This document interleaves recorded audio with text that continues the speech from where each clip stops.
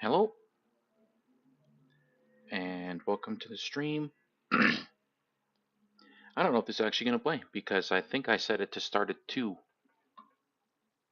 So I guess we'll see. We'll find out. Well, we're back. We are going to finish the game. And nothing is going to stop us. Nothing. We're very close to the end. There we go. Actually, well, it wouldn't really stop us, but we would force a restart. I think, isn't this the one with the trucks? And these guys have... No, I think anti-ice. It's shotguns, isn't it?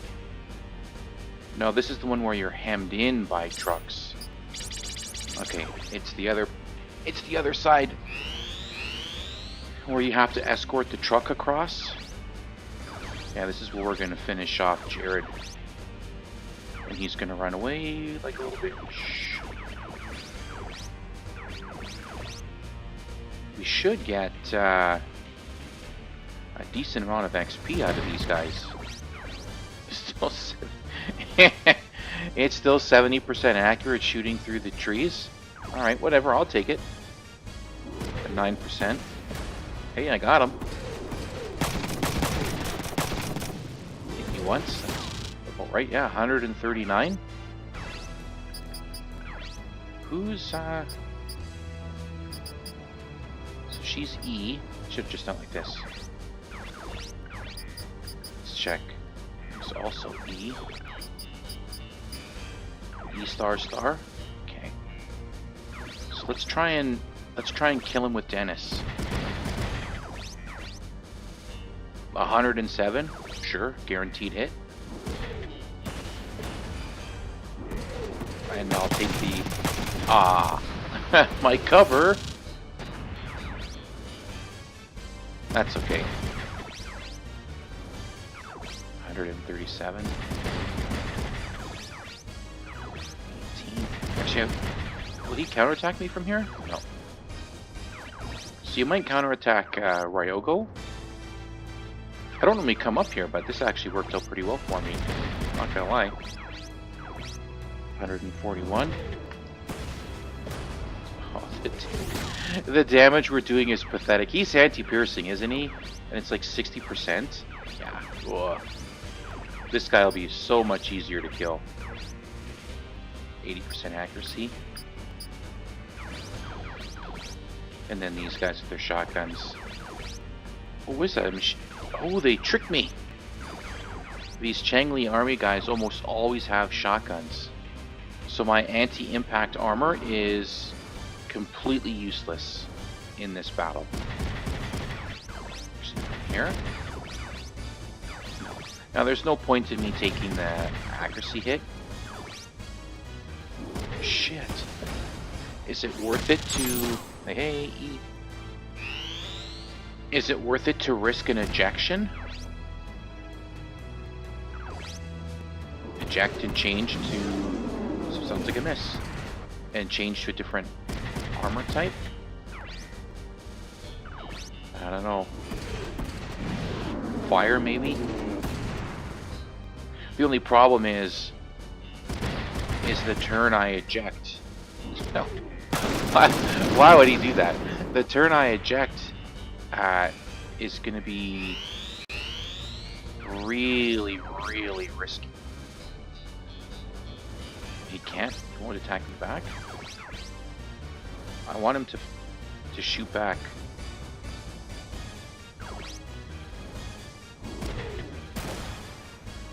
Actually, I don't even... Well, whatever. It's kind of stupid if you think about it. I outranged the machine guns. So who cares if he's going to attack me back? I can just stand where he can't shoot me. Then the problem solves itself. Only 118% chance to hit. Well, the good thing about this like 60% damage reduction on this guy is that he's worth a ton of XP. And we're gonna milk him. We're gonna milk him for everything. There you go. Yeah. So let's kill him first. We'll kill the fire guy first. Just because we're actually going to kill him fairly quickly for one. And we can kind of reduce some of the damage we're going to take. I wonder why Jared didn't do anything. Okay, well, this is worth it. A 121% chance to hit. Of course, again, I could have just moved where he can't shoot me to begin with, and then it wouldn't have been an issue.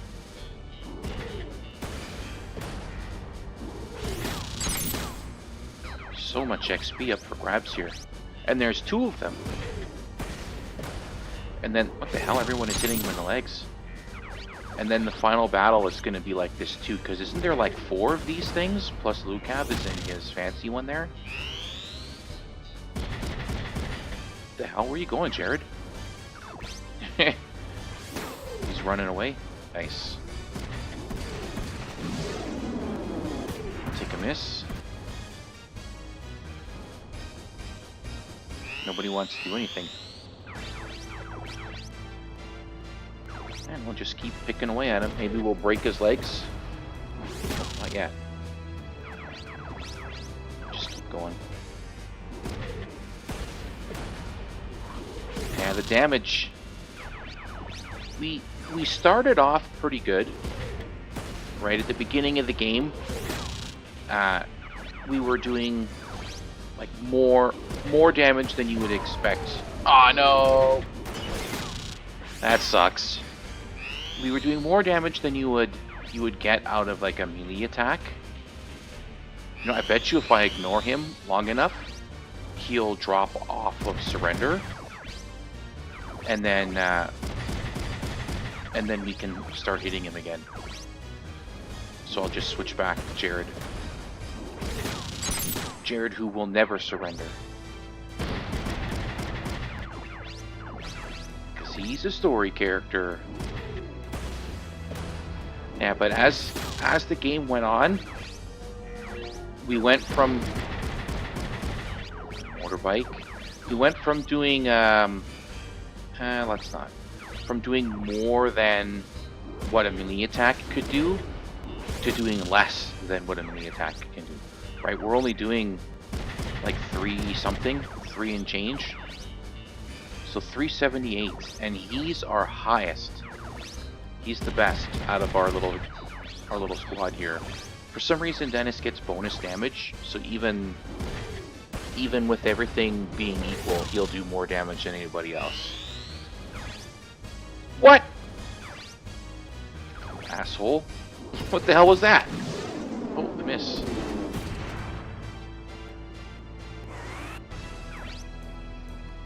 I can't believe he just gave up. It's like, oh well, I'm done. What's this? Somebody standing right beside me? I guess I'll die. That's not good at all. I needed that guy to be an XP pinata for me. What could he have possibly hit? What did he hit? He hit a tree over here? What the hell? 255% accuracy? Ah, and he's only worth 2 now. That's what I thought.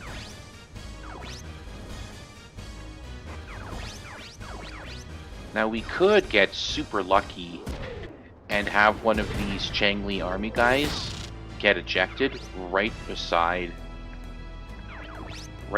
this, and then they get in it, and then it would be worth a ton of XP again. But I think the chances of that happening are pretty slim. Not gonna lie. Extremely unlikely. Yeah, it's so much XP we just lost out on. He's gonna have like 16 missiles or something ridiculous like that, right? Because he's got 2. Oh, it's possible. If we eject him here, he might hop in the other machine. Let's what we gotta hope for. An ejection. Actually, now that I think about it, did we get an ejection in the last couple hit or miss? We've averaged at, I think we're averaging more than one ejection per battle in the hit or miss challenge. Like ejections on us. Like, it's just insane how many times we get knocked out of our machines. I don't think I've ever done a playthrough where we've had that many ejections. It's pretty constant. Oh well. I dreamed a dream. We'll just jump up here. Maybe he'll move here. I won't shoot that guy then. Actually, maybe I won't go up here. Well, I need to come back this way because he is going after Ryogo, right? So if I stand him here, 362. Okay, so I'll move here. Oh, I shouldn't have moved here.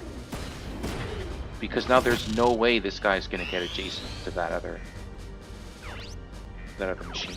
Oh well. Oh well, not the end of the world.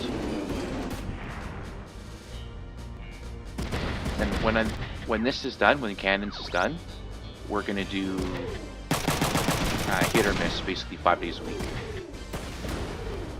Until that's done. And then from there I'll move into oh, he did go there. And then I'll move into the front mission marathon, I guess is what I'll call it. Where I'm just gonna play 1 to 5 in a row. And maybe I'll play a vault. Maybe. I doubt it, but you never know. I didn't like a vault. It's not very good. And it's not like this at all. It's kind of shitty. Oop. And then there's like an RTS. I've never played that one before, and I seriously doubt I ever will, considering that that it's only in Japanese, and I don't speak or read Japanese. Nothing I can do about that. And then for Star Ocean, there's like one stream I think we can do left. Well, maybe more than one. I don't know. It would just be like dicking around, I think. Right, so I might stream it one more time and then just do videos. Like the last stream I did, there was a lot of the cooking battle. And I don't know how interesting that may be for people to watch. I thought it was kind of interesting. Because it's like an awful rhythm game. I hate rhythm games. I'm so bad at them. I don't have any rhythm, unfortunately. But I didn't do too bad, all things considered. Right? We got like 7 or 8 victories in a row. Some of them even by knockout. So I think that was good. All the way. But what else is there really to do left in Star Ocean? Finish all of the Silver Trumpet battles, and then beat the final boss with the limiter off, and then finish up the arena, like the group battles. Right, because what do we have left for group battles? We've got fight all of the 10 wise men at the same time. We've got that one mission you have to do by yourself.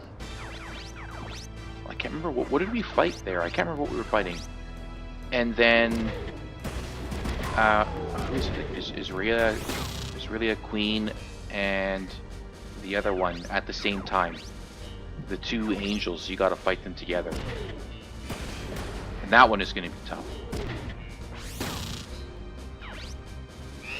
Just because of how fast they are. Man, you need to be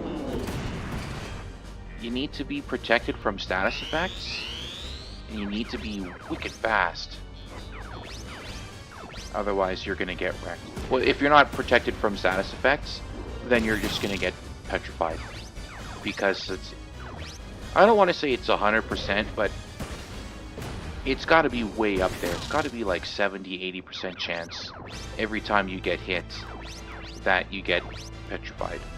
So if you don't have some way of protecting yourself from stone, you're gonna get killed. And what was the other one? I think it was the it was like an enemy that spammed Word of Death, and that's why we couldn't do it, because I didn't have anything to protect me from instant death, and it just continuously kept using Word of Death over and over and over again. It's the sheer cold fissure guillotine cheese strat. Just keep doing, yeah, it's 30% accurate, but it's a guaranteed KO. If I can do it 5 times, the math says there's a good chance I'm gonna get it at least once. And if I can one-hit KO, you're like super wall, and I'm good. And hey, maybe I get lucky and sheer cold kills you first time, and then I'm laughing. Or maybe I get super lucky and sheer cold kills you 5 times. Almost impossible, but wait, why am I getting damage fix 100? Didn't I use my shield? Oh wow. He must be doing like a smidge over 100 damage. I just haven't been noticing it. Not paying enough attention. Yeah, so that's kind of where that is. But there's a bunch of different armors and different ways to protect yourself from instant death, so it kind of bugs me that the Symbol of Antiquity, the thing that like makes you immune to status effects, doesn't also protect you from instant death. So you have to have a separate thing on protecting you from instant death. Seems kind of stupid in my opinion.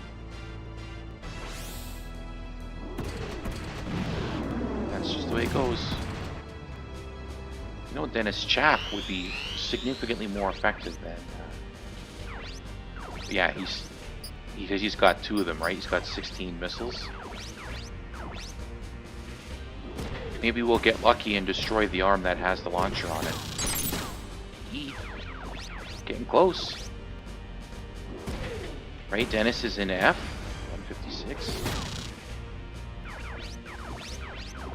And then once we finish F, we'll be done. It'll be S rank. I think if Dennis kills him, it's basically guaranteed. He's going to be worth a shitload of XP. Right, we're getting 130, 140.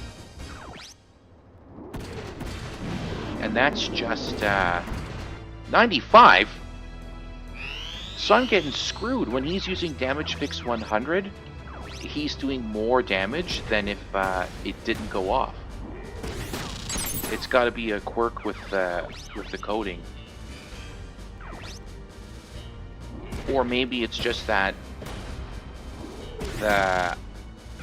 if he gets like a high damage roll, then it pushes it over 100, and then damage fix drops it back down. It could be that. So maybe I'm not getting screwed, and it's just super rare for something like that to happen.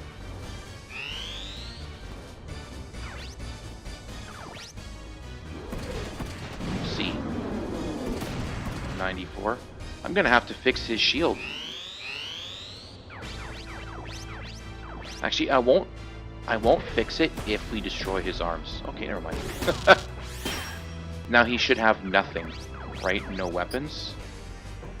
Ooh, no, these are on his body, so they don't count. So he can attack 5 more times. Let's get rid of his legs first. Squeeze as much XP out of him. a remake of Front Mission 3. There actually is one coming. Unfortunately, it doesn't look very good. There was, say, a Tokyo Game Show, I think, video game show or whatever. They showed the demo for it. Not very impressive. I think a good remake would be taking this game and porting it into the Front Mission 4 or Front Mission 5 engine. So it would look a lot nicer, right? Now it'd be like PS2 era graphics instead of the whatever it is that they got going on in the remake, which is not very impressive.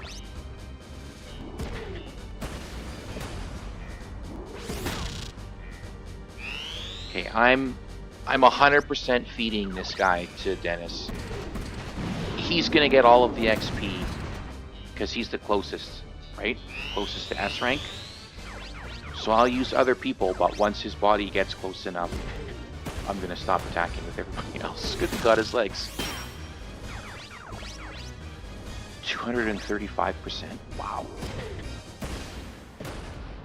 132. 348.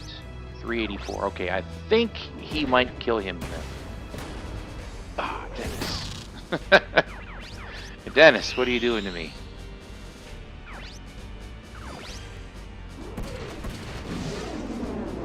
And nothing. And now, this might be S rank for Dennis.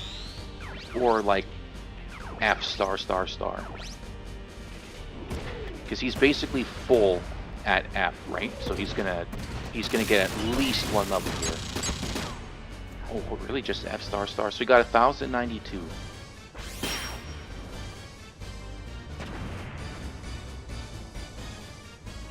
Alright, we didn't get as much XP as I thought we would. And we're probably going to get a bronze here. We're going to get slammed for weapon level, turns, attacks. Yeah, 15. Bronze. Not very good.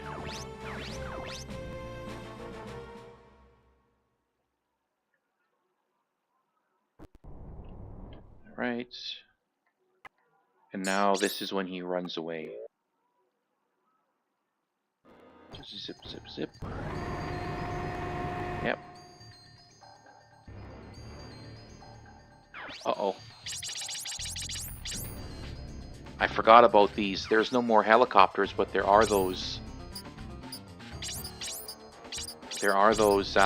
like, rifles on the rails at the top of the map. Hopefully we can get high enough where we can actually hit them, otherwise... otherwise we're in trouble. Can I hit him from here? No, because this stupid pipe is in the way. Okay, so if it moves up, I should be able to hit it. What about this one? If I come over here. Good, alright. Anti-piercing. That's not good for us at all. 230. Okay, it's not so bad. So we're going to have to hit him 4 times. Hit that one 4 times. Actually, let's go after this melee guy because he's going to be a pain in the ass. Oh, thank goodness he's not anti-piercing.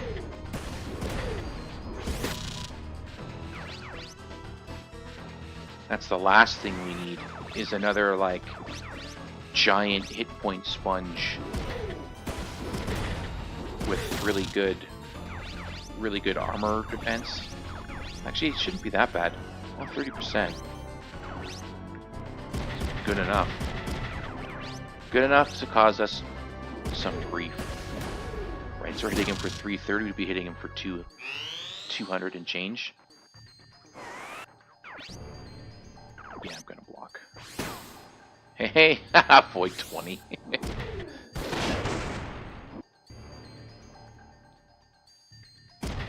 I switched to piercing because the other guys had machine guns, and now these guys have shotguns again. Shotguns and punches. So see, don't run away. I wonder if that one can only move between those two pipes. So I got to get up here in order to hit that one. Because I don't think I can hit these guys from the ground. It's the same problem we had against helicopters. Yeah, 0. The elevation is too high. So we'll get rid of this guy first, and then we'll have to worry about that. Actually, there's 3 of them, right? Then we'll worry about the... Ooh. Do we try? 80%? Wow, okay, yeah, that's good. I didn't think we would be so high against an infantry guy. 18. And we're at the end of the game, and we can't one-shot an infantry guy. That's sad. Oh well. He's gonna get back in his machine now.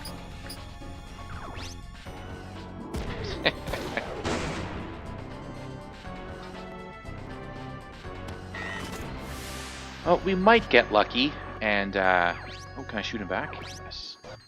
We might get lucky and trigger like some pilot damage. It's extremely unlikely that's gonna happen, but you never know. Shoot this again. So one more, and this one is gone. But I don't know if anybody else... Can Zuki hit this guy from here? No, only these 2. Okay. So it's probably going to run away on its turn, like it did the last time. It's going to move to the back of the map. And then the turn after that, it'll move up and shoot Dennis. Okay, we're going to get a surrender. Not that we need the money.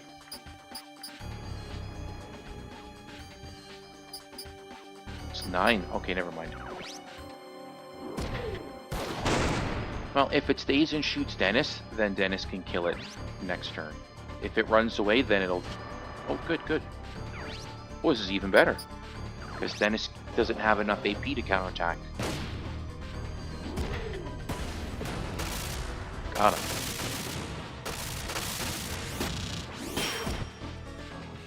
And done.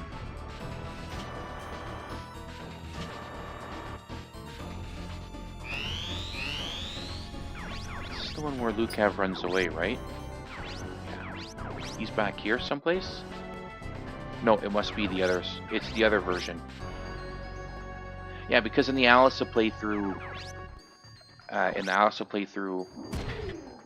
you fight Lukav in that big orange mobile weapon at the harbor where we got the LST. So it's that machine has already been destroyed, which is why when we fight him, when we encounter him in Ocean City, he's just in a regular imaginary weapon machine. And then when you fight him at the end of the game, he's in his giant crab. His giant crab that doesn't even have a melee attack. What kind of giant crab can't grab somebody with its pinchers? Pinchy pinchy! It should be all about that. They really, in my opinion, they really dropped the ball with the big crab. It's so big. It's so big. It's 3x3.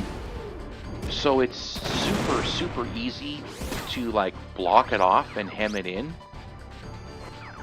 Not that it ever moves. It pretty much always just sits in that one spot at the far end of the map and shoots at you with missiles.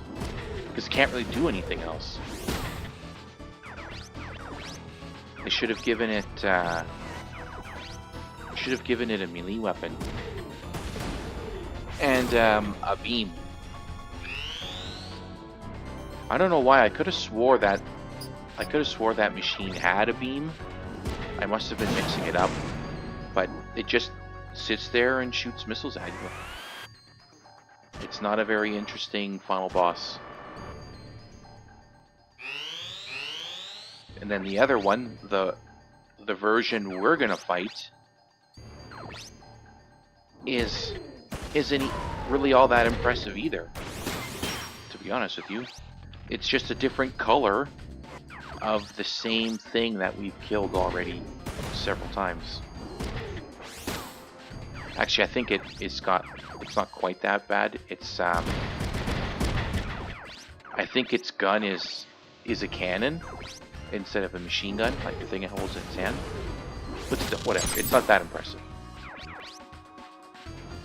At least I'm not impressed with it. I think from up here we'll have no problem with those rifle guys.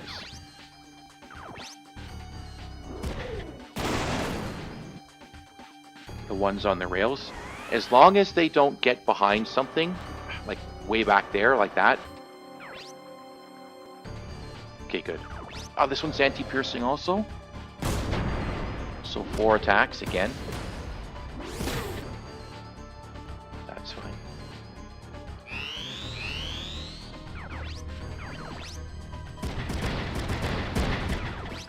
If Kazuki can reach it, okay, good. So we're gonna kill this one on this turn.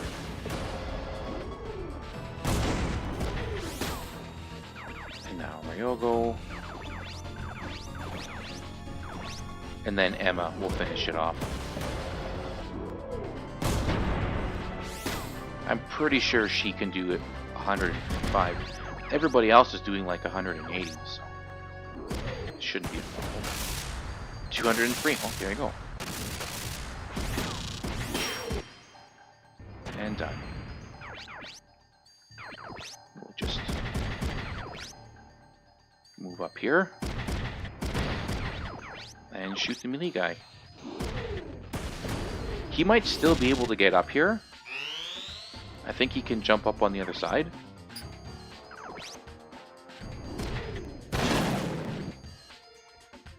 But at least he'll have to go all the way around. Yeah.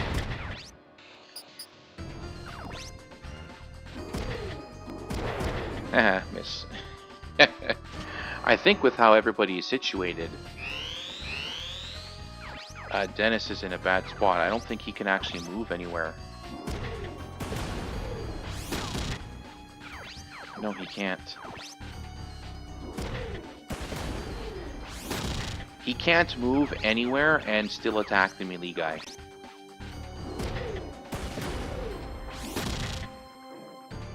But he can stay here and be bait. Oh, I can't hit that guy?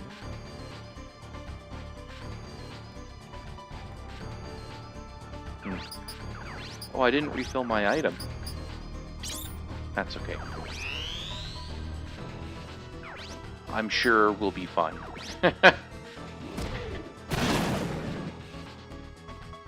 Almost everybody has the 8 item backpack.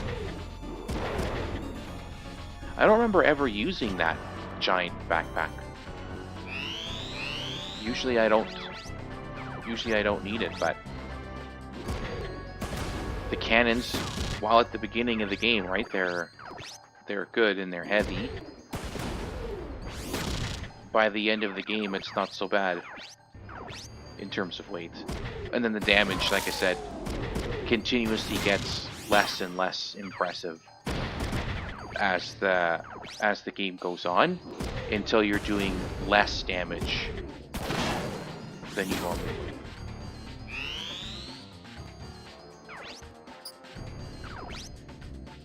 And for whatever reason, cannons don't activate skills, so you're just stuck with single attack.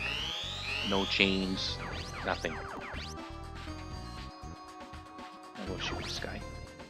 Oh, I can't. I was thinking, I'll use Dennis.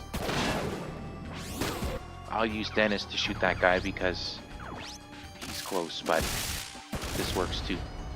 Because Emma can't shoot the shotgun guy. That minimum range is really messing with us. I think I'm gonna change back to impact. Not in this mission, but like for the next battle.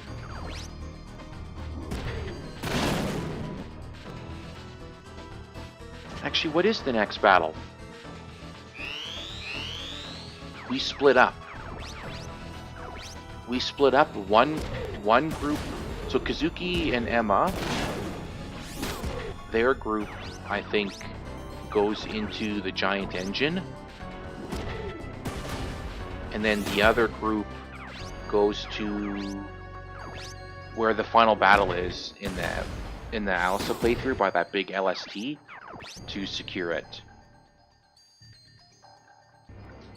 And then after that is the end of the game. In the Midas room. Yeah. Let me think.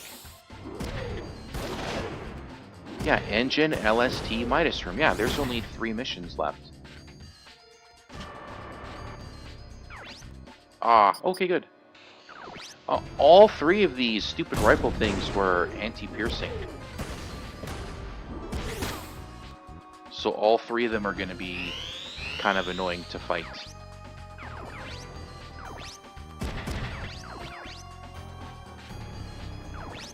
This guy and his shields. Stop that. I just want to shoot you in the body one more time. I'll go for this guy. I should use her to kill that cannon, but... or the rifle, I mean. But I want to get rid of this guy.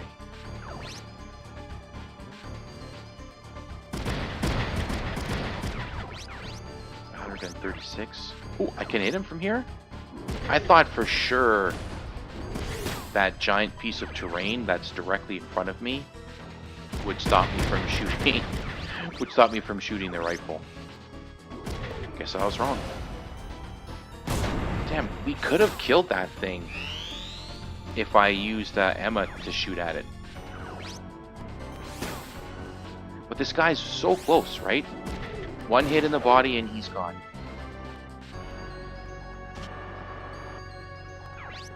Whatever. He's dead now.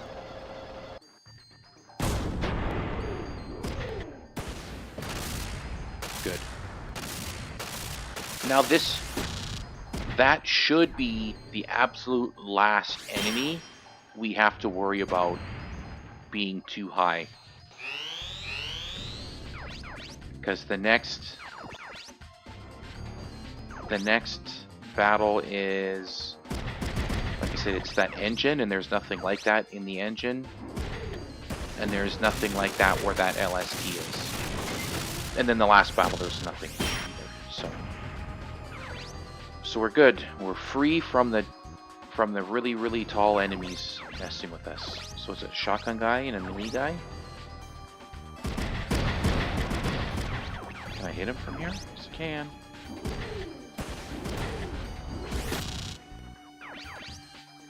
And neither one of these guys has got piercing armor, right? That's helpful. We saw how long it took to kill one of those mobile weapon things. It's 60% damage reduction. Damn, Jared.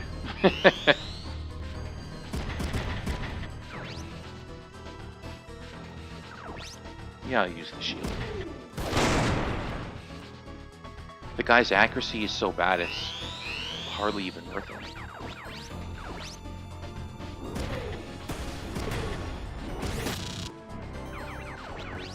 I wonder why this guy didn't move. Right, because it could get up here. It could have gone this way and then attacked Ryogo. And we're definitely close enough to trigger it. Oh well. If it wants to stand there and die, that's fine by me. Oh, he actually hit me twice. Oh, he's gonna have better accuracy here. Nope, not really. 17 to 21.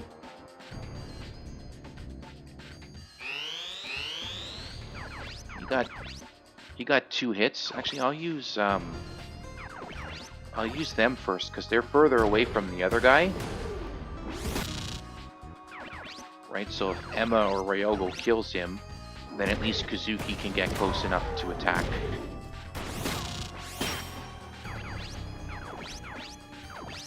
Just shoot him. I'll just use Kazuki to surrender that guy. He's either going to give up or die. Wow, Dennis is taking a beating, huh? He gives up. A big difference compared to the hit or miss. Because in hit or miss, we're like starving for money. We don't get a lot of surrenders.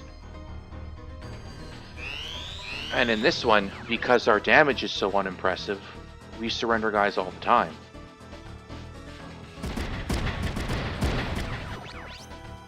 Right, 300 damage is good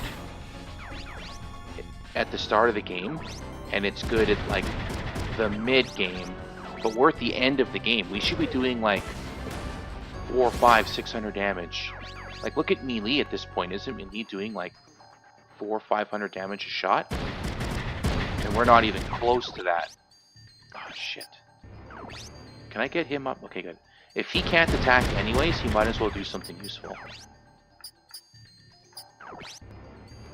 And fix Dennis. What are you doing? There. Now shoot this guy.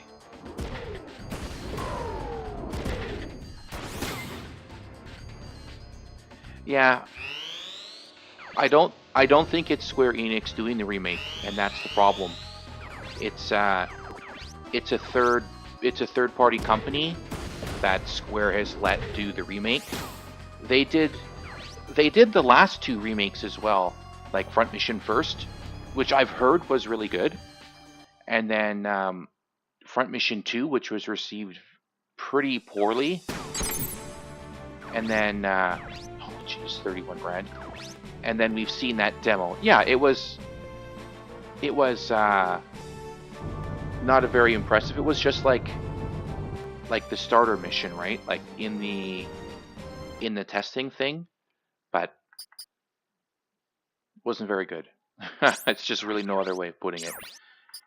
I get the music. I get it. It was, yeah, it's where the money is, right? The Final Fantasy VII remake, and then like what is it, 14? Whatever the MMO is, I'm sure they're investing the money there, since MMOs make a shitload of money.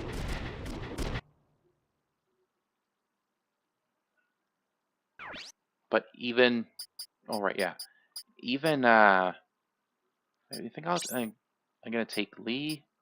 I'll split them up like this. Yeah, okay, we're good.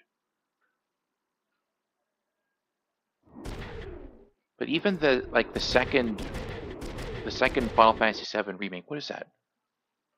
Rebirth? I can't remember what the second one is. It didn't do as well as they had hoped, right? Which isn't a super good sign. I'm sure they're going to finish, right? Because they said they were going to do 3 of them. So they're gonna finish that for sure.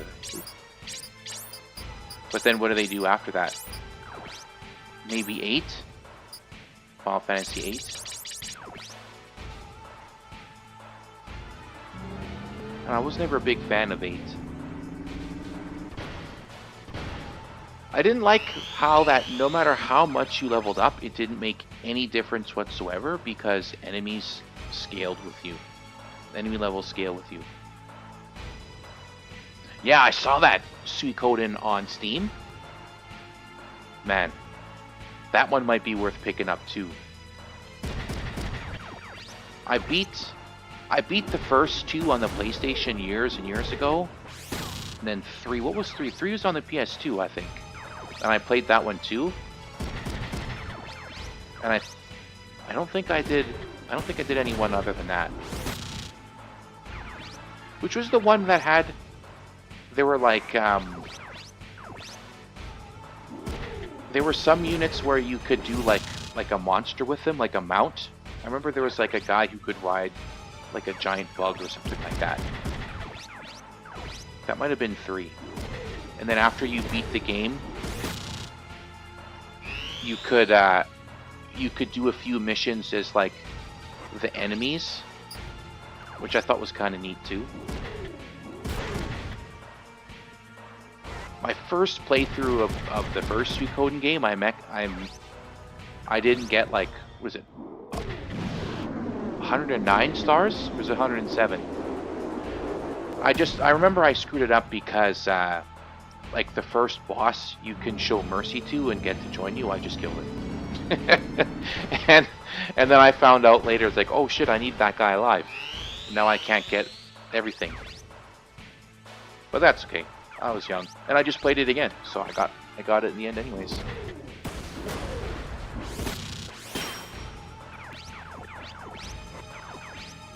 There was another one I played a lot of. What was it? Wild Arms. I played a bunch of Wild Arms. That was good too.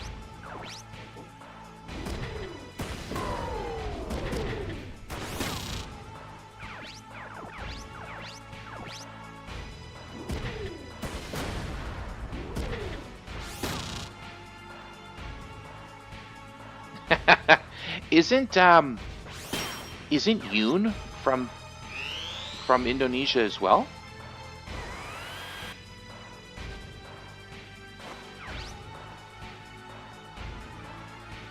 Because yeah, I think she is, or maybe that's just where you find her.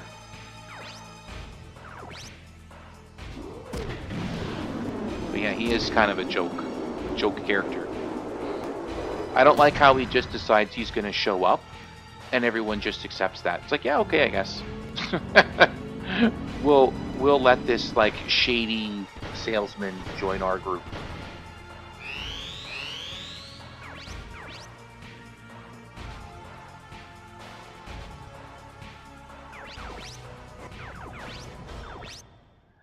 Because on the other side, it's I can't remember her name, Mayor. The blonde-haired chick, right? At least she has a reason for showing up in that, like, she's trying to get you to stop the coup. But for Linny, it's just like a joke battle. He's getting picked on by the Wulong. And then he's like, yeah, I'm gonna follow you guys now.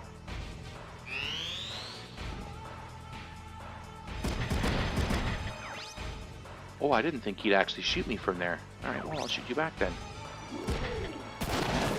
Although in my beams only run, Linny actually did really good. He was activating skills like crazy. Ooh, 420. Yes, and that's what I'm getting at, right? He punched my guy who's got impact armor for 420, and I've never come anywhere close to that with the cannons. The damage just really fell off. Because he is anti-impact, right? Yeah. And it should be like 30%. Yeah. Yeah, you don't want to get punched by this guy. Yeah, Linny is a comedy character. Methane. I think it would have been funny if they let you use his methane waxer. just that old junker with the 2 machine guns. Yeah, funny man. And they kind of got Ryogo plays a little bit of like a funny man role too. Not to the extent as Linny, but he is kind of like a bit of a joker.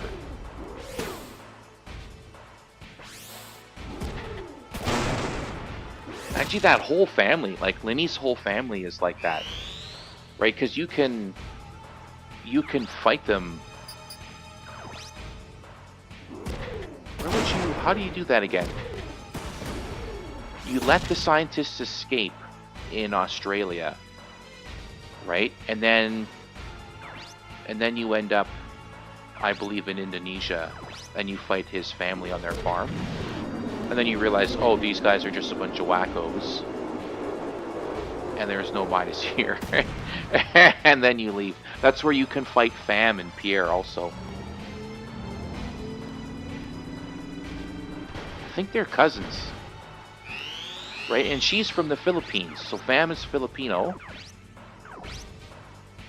And then Linny is Indonesian, and they're cousins.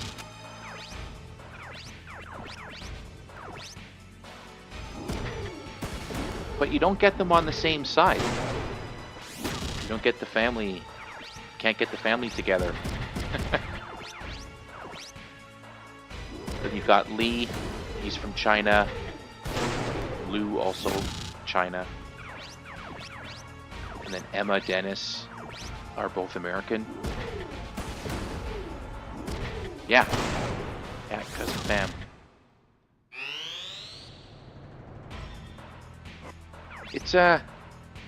It's a really diverse team. Like, you've got people from kind of all over Asia.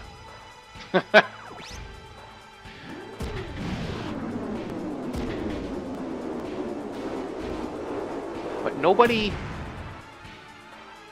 from Zaftra, right? Like you've got Chinese guys or Chinese characters, I guess you should say, because you can get I can't remember what her name is. Lan.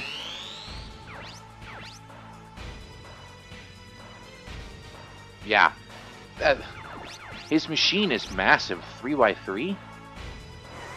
Although I think Ivanova's, if that's what her name is, in 4, isn't her machine also 3x3? That giant crab with its double shot cannon. I better pray both hits don't get you in the body, or it's gonna kill you. I've had it more than once had that happen. Yeah, 3 and 4 is Zaftra being the villain.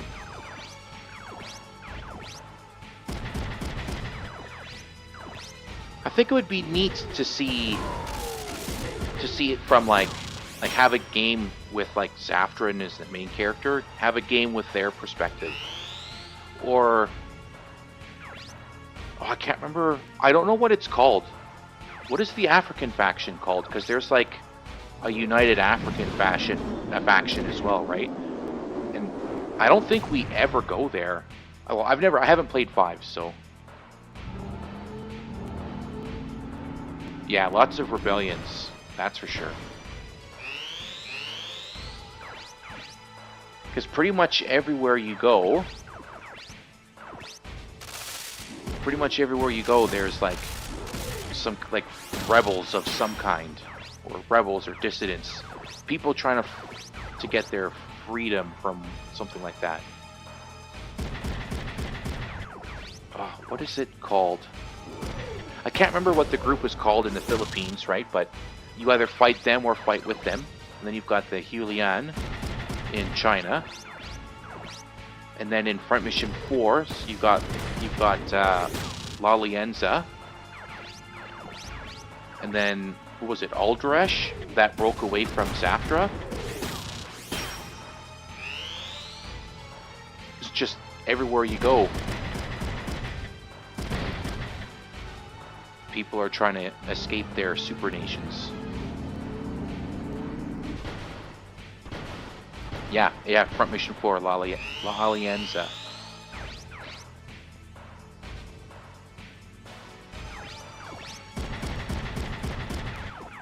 That game is super easy. It's unfortunate that, I guess Front Mission 3 is not that hard, but you do get the occasional time where you get unlucky with one of those, like, protect this thing missions, where you score game over. But in Front Mission 4, I can't remember getting a game over. It's just super easy. I don't mind, like, I don't want the game to be, like, frustratingly difficult, but I don't think it should be a complete cakewalk either, right? I think these games would benefit from, yeah, People's Liberation Front, yeah, PLF. That's the one from the Philippines. I think these games would benefit. Ah, crap! I can't jump down there now. From like a new game plus, where like how in this game, right? I can keep all of my skills and everything like that, but instead make it so that enemies start or like this with level 4 upgrades and everything. So now you're playing through the whole game with enemies that are more difficult, but you've got all of your skills. So it kind of like evens up the playing field.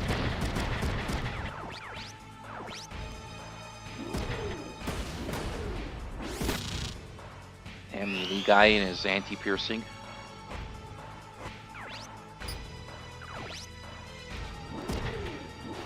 And I got my B team.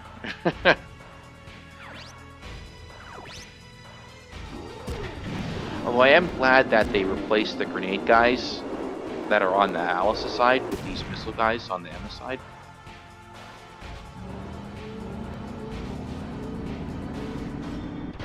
Yeah, scapegoat. It's surprising how 2 delivery guys could manage to pull off so much death and destruction. like they're killing people all over the world, or I guess all over Southeast Asia, anyways. Well, in this, I guess on the Emma playthrough, we end up in the United States at the very end, wrecking the convention center. Can I get? Oh, okay, good. I don't know if I can shoot him from here. Yes, I can. Surrender. Good. So the rest of these guys shouldn't be that difficult. The missile guy's pretty fragile.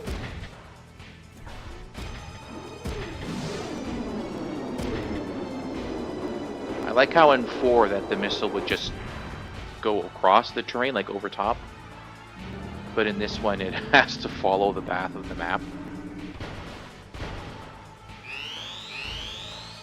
Okay, let's just check. He's not piercing, no, he's impact, so he'll die fast.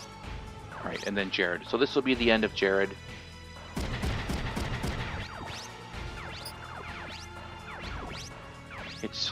It's weird, Rosavina, she doesn't even get to Ocean City, right? We kill her on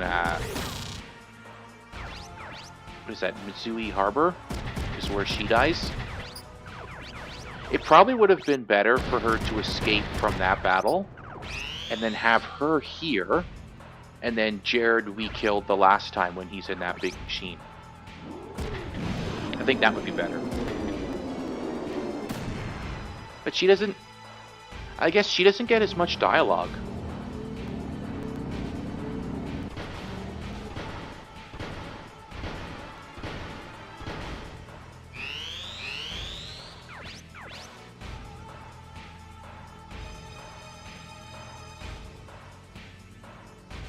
Yeah, they do get, I guess it doesn't really matter which way you go, right? They get rescued by somebody.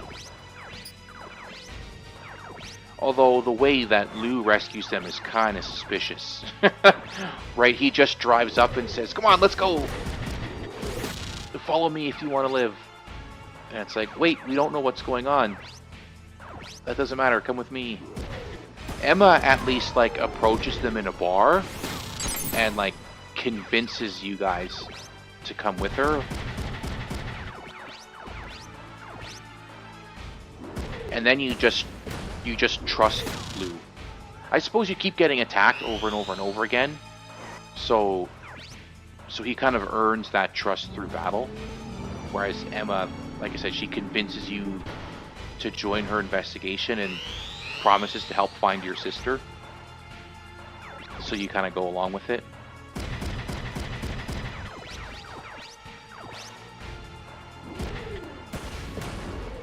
Exactly. He also gets like Kazuki.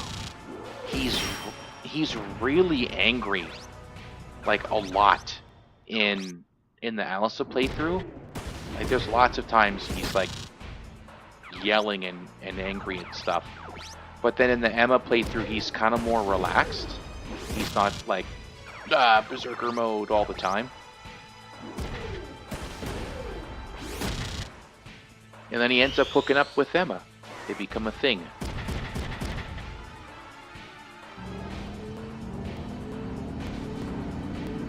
Of course, you only see that in the ending. But it kind of makes sense because they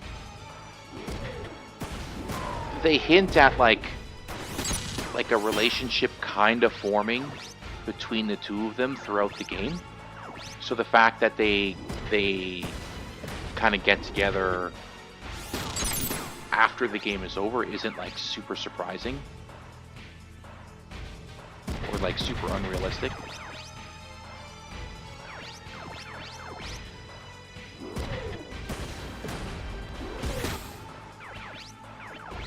I think about it now, it's really the only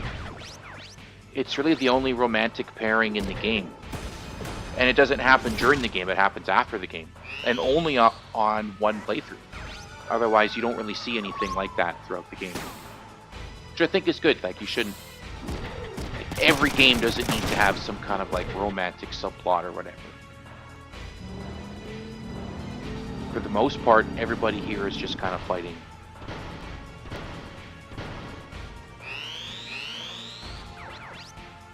Yes, I think that's true. I think like Lou definitely grows as a character way more than Emma does, right? Because it like the whole thing in the embassy, the Ravuni embassy, and afterwards, it like shakes his faith in his cause, right? It changes him as a person, and I think a lot of people, myself included, feel that the Alisa playthrough is like the canon playthrough. Like that's how things actually because of the shield, that's how things actually play out, and not the Emma playthrough, which kind of has a more like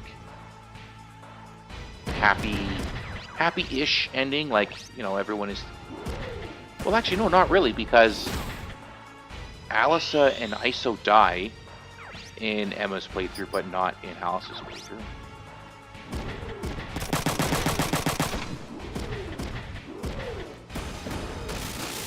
There we go. But on the Emma playthrough, the coup is like nothing, right? Like, their forces attack, what, 2, maybe 3 times, and then you counterattack once or twice, and then the coup is over because the DHC is invaded. It's like, okay, this whole thing is like nothing. Like, that's kind of shitty. Another 34,000. And then on the Alisa playthrough, it's more of a big deal, right? You actually are important for ending it, right? You got to go get the Prime Minister and force them to give up.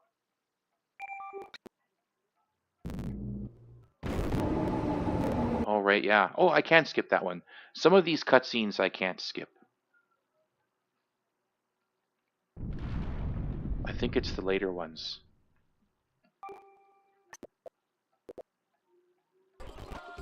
Here we go. Yeah. Now this is the second last battle. And these guys should all have shotguns, I think.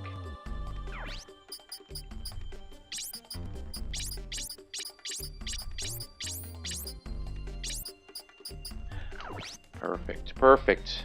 And it's just these guys over here.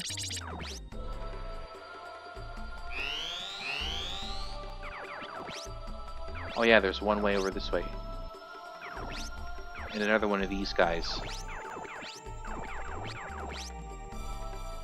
Alright, so... let's kill these guys over here first. Marcus can't really get anywhere. 12 AP? Not a lot. Wait, is that? Oh no, those are... For a minute there, I thought it was one of those, like... Oh, nice. I thought it was one of those little guys with the grenades, but... Now, can we actually pull this off? Only 68? There you go, 80%. Let's see if we can kill this guy. If anybody can one-shot it, it would be Dennis. No, he missed. Thanks, Dennis. Really appreciate that. Yeah, it seems like I don't want to say like easy and hard, because neither one of them is really all that hard. But the Alisa playthrough does seem to have like more difficult enemies in it compared to the Emma playthrough.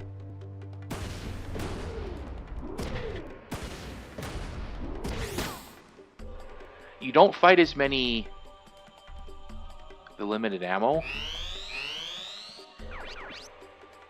Yeah, I'm kind of on the fence about it. I don't mind it too much.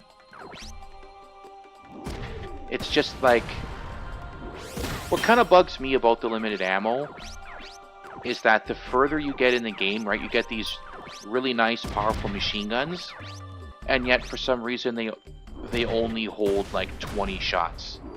And so, well, that sucks. How is it that like the machine gun I'm using at the start of the game has 40 ammo, and then the one at the end of the game has 20? It's just like, it's just adding turns, right? Because I gotta refill the ammo. The backpacks were cool though. I like the different backpacks. And they can do all kinds of different things.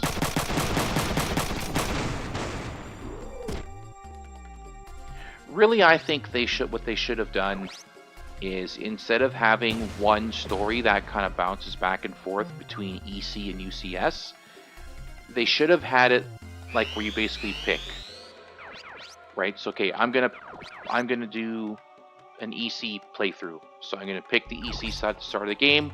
I play all the way through the EC side with that little bit of interaction with the UCS, kind of like the late part of the mid game.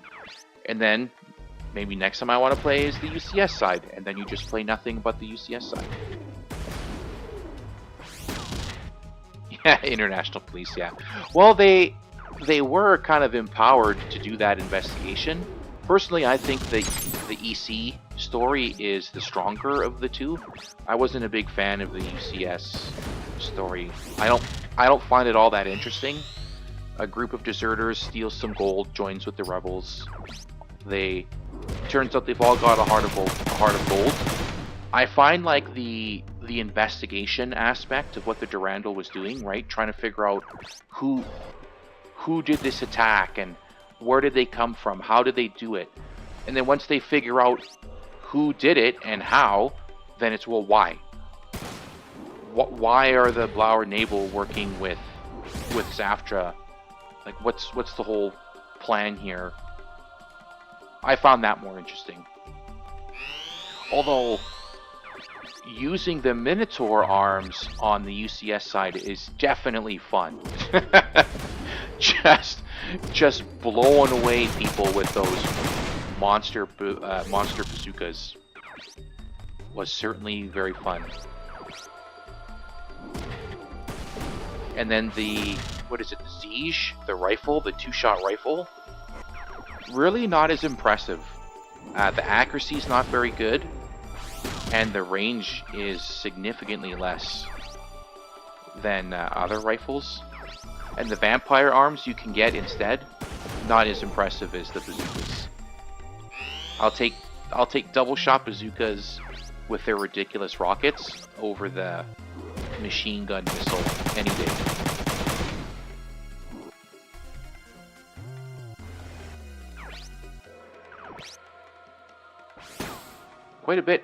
Quite a bit of technology difference between the two teams also, right? Like, the EC side, they had like the jetpack backpacks, they had the radio backpack for like the airstrikes, and they have the EMP backpack for screwing with other machines.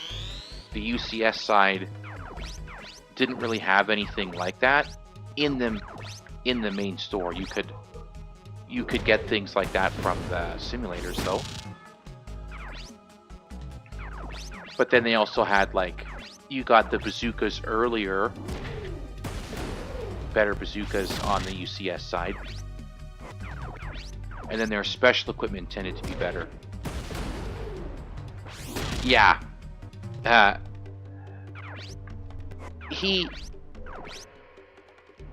Yeah, Wagner, he didn't have that, like, bad guy energy, I guess, is the best way I can put it. Even Glazer, he wasn't that, in my opinion, he wasn't that good of a bad guy. But yeah, Ivanova with, like, her crazy lady energy, I liked her. She was a good bad guy. And she's the last boss that you fight in the game, right? So at least that makes up for it. Yeah, Jared. Although if you think about the time frame, Jared, I think, would be alive. He would just be like a little kid. Right? Because they're... 4 is what, like 25, 30 years before 3? So some of the characters in Front Mission 4, actually almost all of them should still be alive in Front Mission 3. The only one I could think of might be Zed, right? Because isn't he like in his late 40s, early 50s? So he'd be in his late 70s, early 80s. I mean, so he could definitely still be alive in Front Mission 3.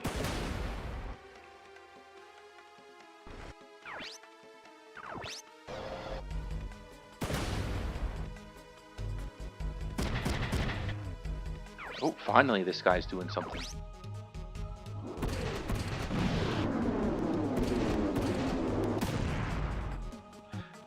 You know, I think you might fight Jared. I think you might fight Jared just as many times as you fight Wagner.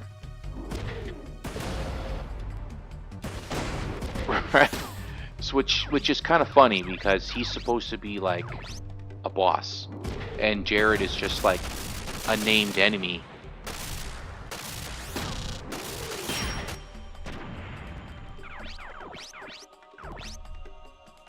Yes, yeah, 4 is a prequel. I'm not a big fan of like series that do prequels and then the technology is like seemingly more advanced. Right? Like it doesn't make sense. So is the EC and the UCS just like that much further ahead technology-wise? That 30 years in the past, they've got more advanced equipment than Southeast Asian countries have, right? It just seems weird. Yeah, 2090.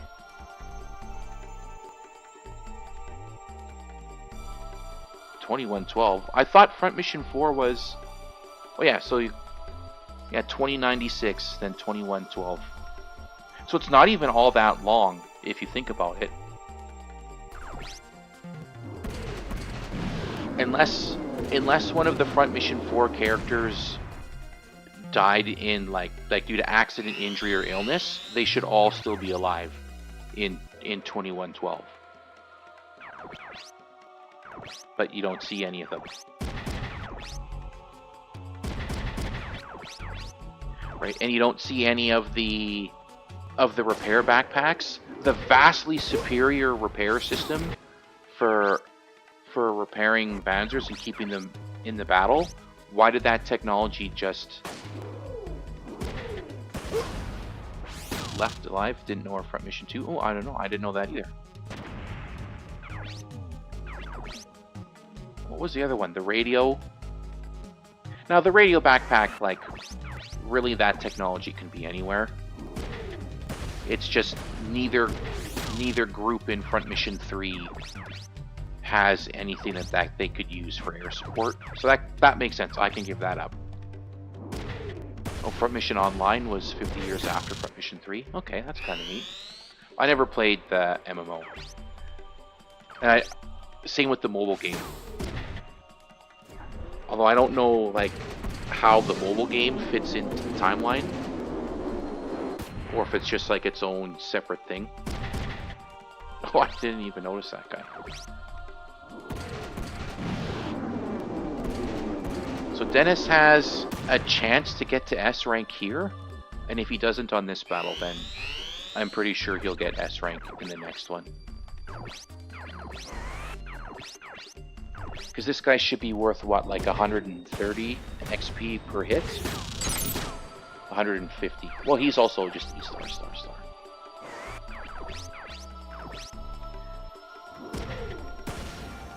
I'll have to work on this guy. And then 5. I thought 5, like... Maybe I was wrong. I always, from what I understood, 5, like, extended through like different eras within Front Mission, or is it just like all kind of early, like another prequel essentially?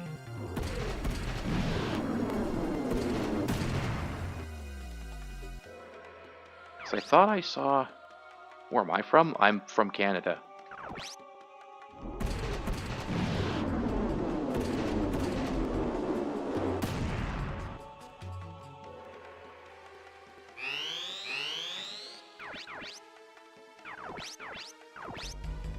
What about you? Where are you from?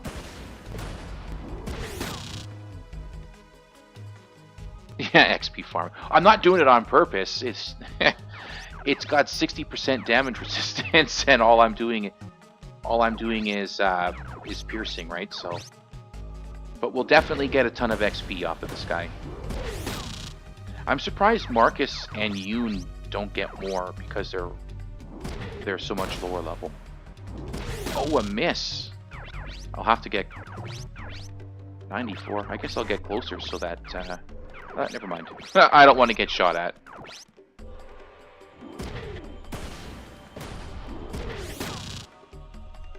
I bet you this guy's going to surrender just like the other one did, and we won't actually get to kill it.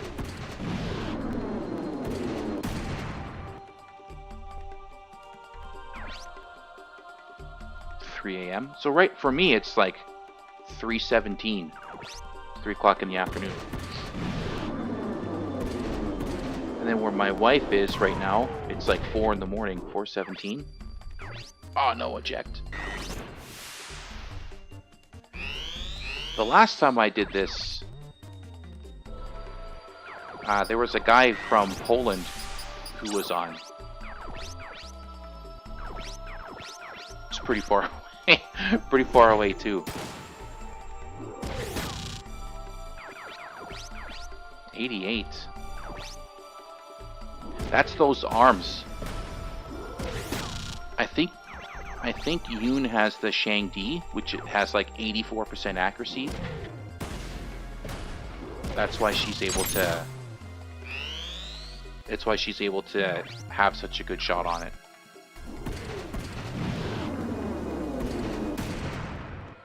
Yeah, well, it's 3 o'clock in the morning. Yeah, I guess it's probably a good idea to go to bed.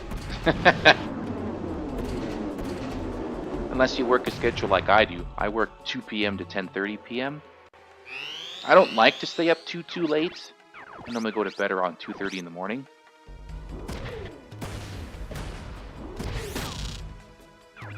And then I wake up around 10:30.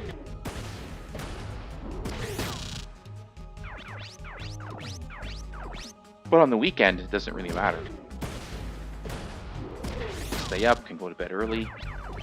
I don't normally go to bed early, but... stay up late a lot. Man. I hope that the guys on the final mission aren't like this one, where there's like a bunch of anti-piercing. Because it's going to be like a big slog to get through. Oh, I forgot the mission in at the convention building. So this is the third last mission. Because there's this one, there's the battle with Blue Cav, and then there's the last one in front of the convention center. But that last one at the convention center is kind of a joke because it's like a bunch of Rexons with shields and machine guns. So it's hardly worth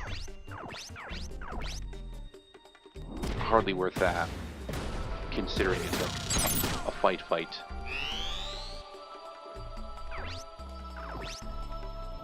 Getting a lot of misses, huh? 2 88s and a 94?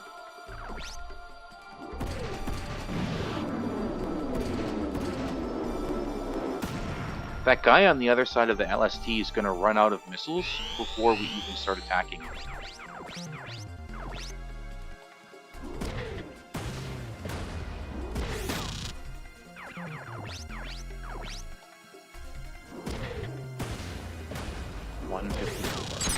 Oh, F star. We might get Dennis to S by the end of the game. Hell, if this guy doesn't surrender, we might get him to S by the time we kill this guy.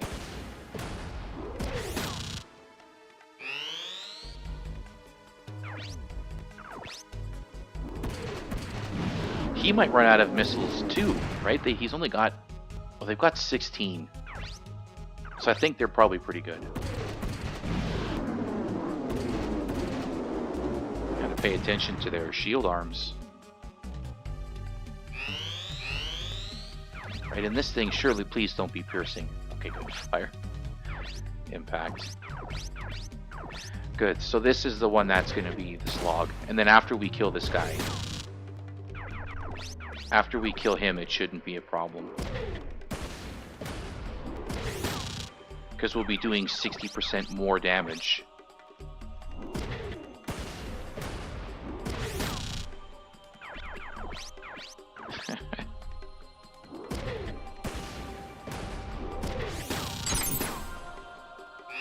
Even Yoon, she's not doing too bad, right? She's D star.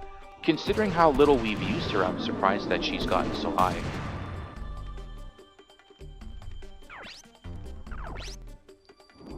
I might have to repair their shield soon. A couple more shots. Turn 16. How many does he have left? 6. Oh yeah, so they're fine. They're not going to run out before we kill them.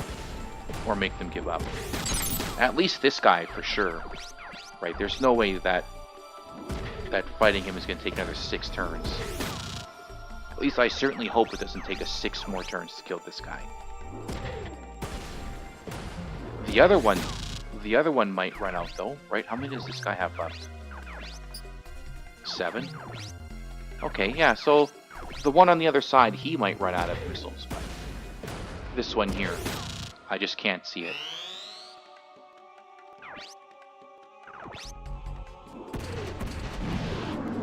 I think if we get unlucky, it'll take us like, oh no, because we're gonna lose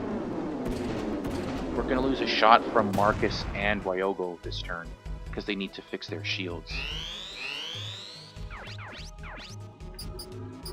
No, he can shoot here.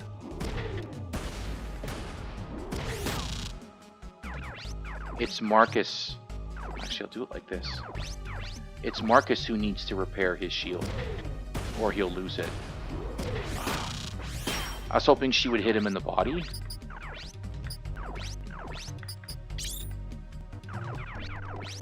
And then maybe Dennis also hits him in the body, and then he dies.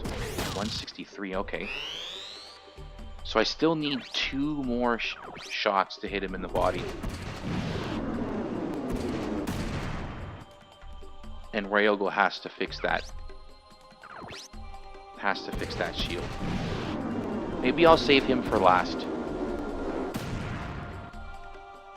And then if we kill that guy, it won't be that big a deal. Oh, she missed. Not good, Yoon. That's 294s. Oh yeah, okay, so we're not killing this guy.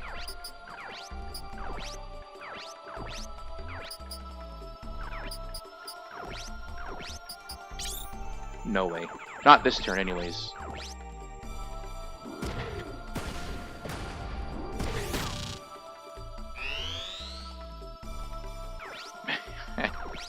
What a slog. This must be terrible to watch. So boring. Slowly chipping away at him.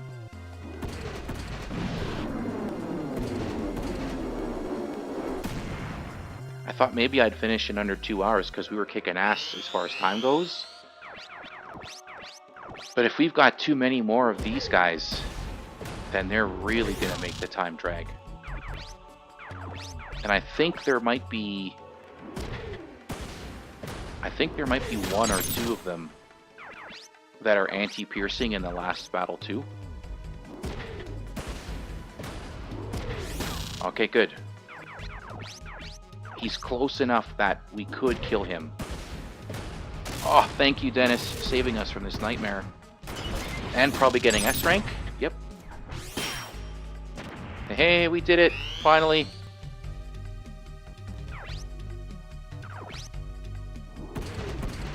Just this guy and the submarine. The one thing about this one, they certainly do have a lot of like really interesting things like this, like these mobile weapons. 3. Right, they've got this like submarine one, they've got Lukav's crazy crab. They've got the big giant guys. There's the really, really tall walkers, like from War of the Worlds. Just so many different mobile weapons. And then in Front Mission 4, they were all fairly close to the same. Just kind of that like one style. With the cannons and the missiles. Man, look at how much faster we're killing this guy compared to the other one. When we're doing like 300 damage apiece instead of like 160. He's doing less? Okay, good. So he's not going to destroy Marcus's shield.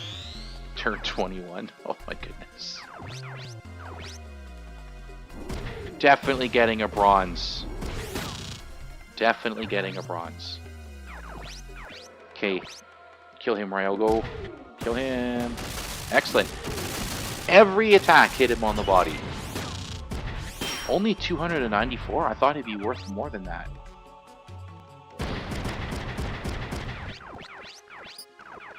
Now we'll make our way this way. This guy over here can't...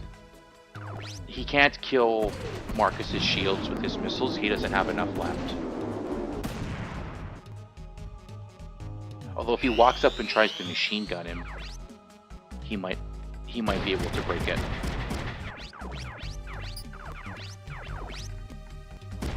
From here. Nope. No reason to take extra damage. So here it is, maximum damage, 424. So our maximum damage, 424, is just a little bit over what Lee got hit with, right? Lee got a melee attack. Oh, I don't have enough AP, damn it. So I might lose my shield here. Like, I could still fix it and it'd be useful, but... Okay, good. Yeah, sure, why not? So Lee got punched in the chest for 420. And that was with impact armor, dropping it by 30%. And now Dennis is taking... Or Dennis is dealing 424 at S rank. So, yeah, we do 70% of what melee guys do.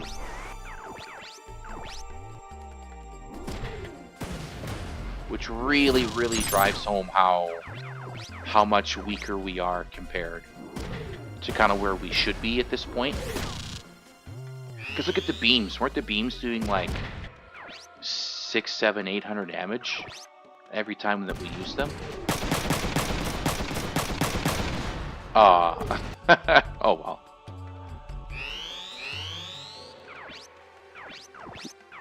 No. We'll use Dennis because he's going to do the most. Ah, he missed. Dennis. I'll use Rego last. Because, I'm never going to use... I'm not going to use Yoon or Marcus again. They're not going to be in the final battle. But Ryogo is. So if I can get him some extra XP, I might as well. Of course, this guy might just give up soon. Let's see what happens. Oh, he's going to keep fighting? Okay, good.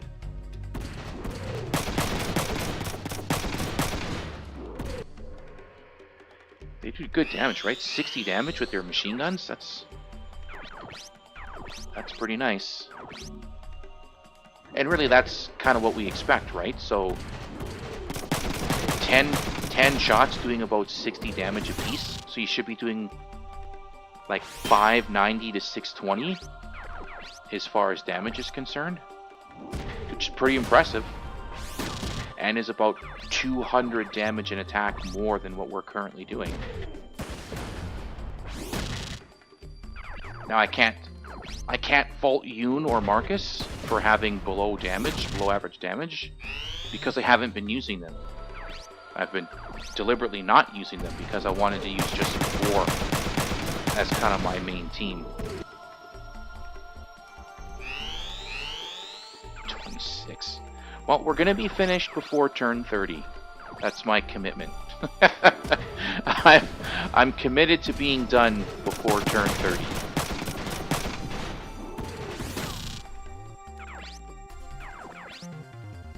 Damn, now anybody can kill this guy. Oh, no, Ryogo, why did you do that? So who's the lowest? 330? Well, I'll take the risk with Yoon. If Yoon destroys his legs... Okay, good. I'm just going to end the turn. And I'm going to give it to... Ryogo. I'm surprised this guy didn't surrender. Here he is all alone. No arms, no legs. Almost dead, and he doesn't give up. 1176. He was worth more than Jared, right? Jared was only worth like 1,000 something. But whatever, we got him. F star star. 30 turns, 27 turns, something ridiculous like that. That was a long battle. Ooh, I like this music though. And the silver! Wow, I thought we'd get bronze. Saw that. Oh, these are the scenes I think I can't skip just by pressing start.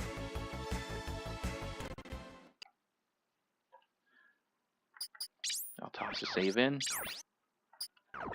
So where do you think we are? 34 hours maybe? 33 something? 32:49. Okay. And that's not accurate because the save starts with like 7 hours on it. Just to get kidnapped.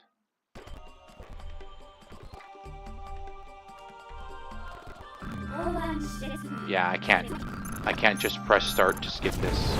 I can skip that though.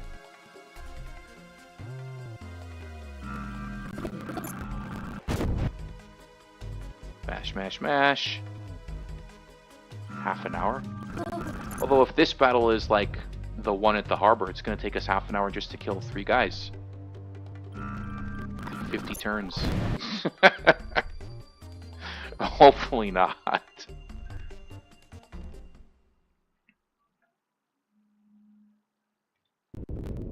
There we go.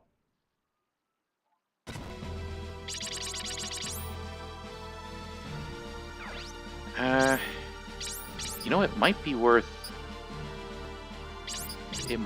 doing this. Because we're going to get slammed with missiles, right? Because every one of these guys... Ah, of course, the first one is piercing. Bastards.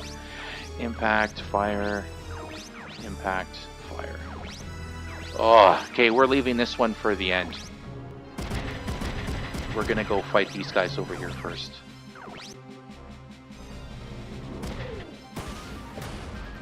.407. I don't think she can hit this. Maybe from here? Yep. Good. So we'll kind of like go around the side. We'll go like this and loop our way around. Okay, so you do have to kill everybody. I thought maybe it would end if we killed Lucav, but that was wrong. Although, I would think that these Imaginary Never guys, once we killed their leader, would just give up. Because, like, what else do they have to fight for? It's not like they can really do anything. Yeah, missiles. Ooh, sounds like a miss. Yep. He's gonna missile too. Yeah, they're all gonna use their missiles. Guaranteed miss. Those are the misses I like the most.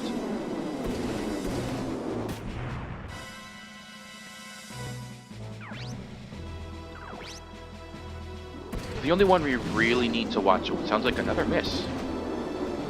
The only one we really need to watch out for is Lucav with his beams. Because there's no way to defend against that, so it's just going to do a shitload of damage. But we've got so many items, so we should be fine. Yeah, I don't really need to get any closer if I'm already hitting him for 100%. Actually, I'll use Dennis. I should always attack with Dennis first because he doesn't need the XP. And he does the most damage, so it just makes sense. I don't mind. I'll take a 7%. And he only hit me once. Technically more than 7, but whatever. I can live with 10% of the shots hitting me. 155.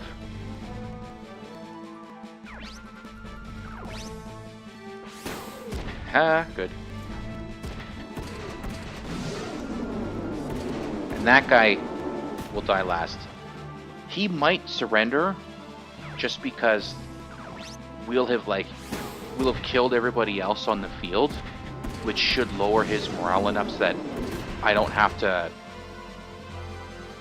like slowly grind my way through thousands. What is that? 1, 2. So it's what, 17, 10, 10, 14? Just 1, 2, 3, 4. It's like 51, 52, like 53, 54-ish, 100 hit points across his whole body. And that one that we were just like slowly grinding away on last battle, like we almost had to destroy like every piece in order to kill him.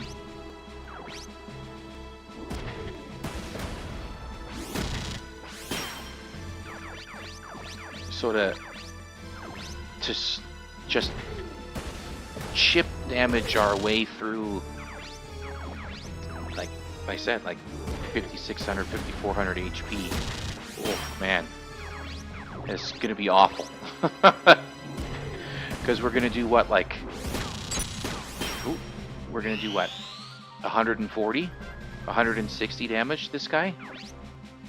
What? Not looking forward to it. But if he's the last guy on the field, he might surrender, which should make it easier. Hopefully, fingers crossed.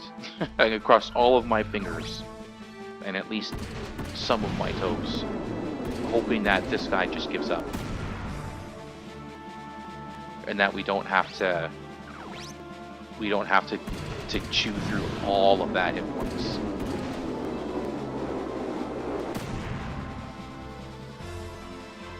It's a good thing I've got these shields, these cheated in shields.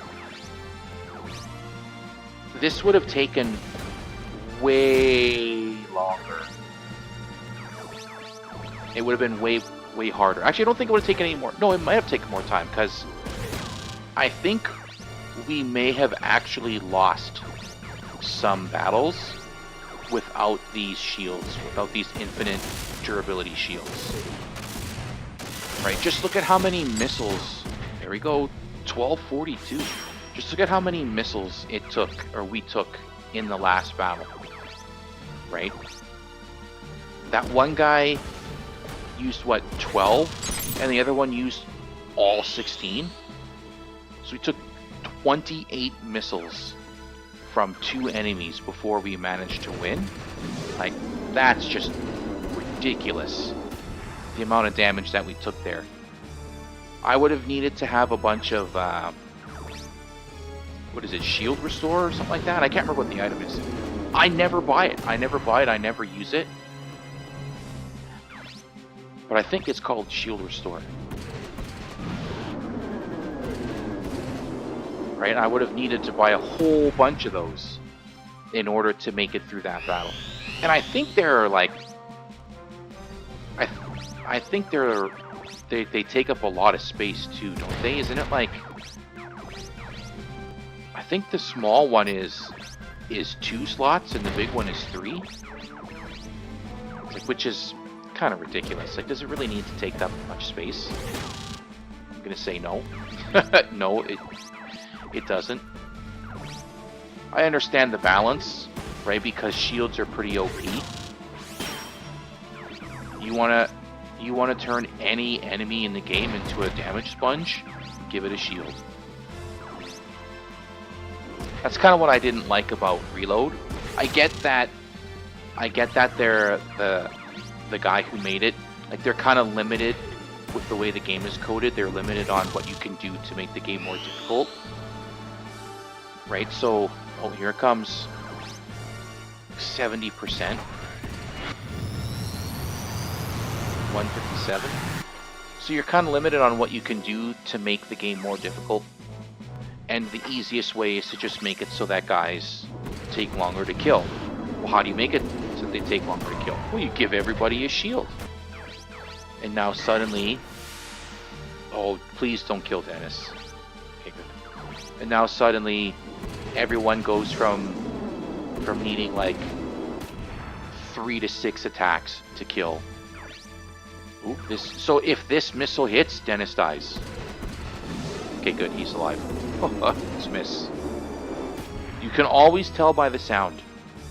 It makes like a sound when it misses, and more like a sound when it hits. I'm not a sound effect guy, but I think you get what I'm saying. It's a very distinct noise. They're 2 very distinct noises, so you can always tell just by listening to the sound it makes. And it's the sound that it makes when the missile is fired. That's what's so different.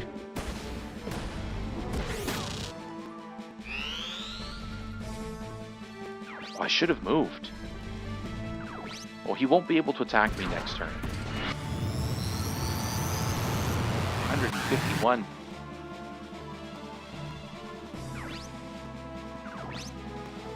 Put that on. I think I just need to move Kazuki back 1 space. And that's it. And then Lucav can't shoot. Oh, see? There we go. Miss. Here, we'll listen to this one. That's a hit. Huh? Can I hit him from here? There, now we'll see what he does. Lukav might not do anything, or he might move closer. Shit, I shouldn't be attacking with him first. Actually, I guess it doesn't matter.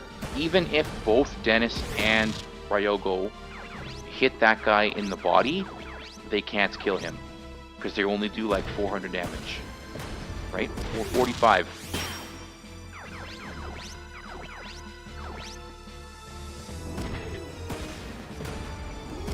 And if I can, I'm going to give this one to Kazuki.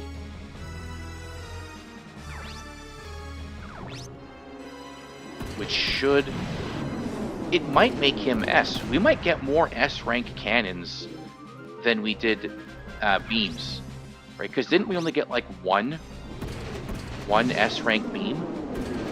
And it wasn't until like the end of the game, like fighting here, that we got an S in beams.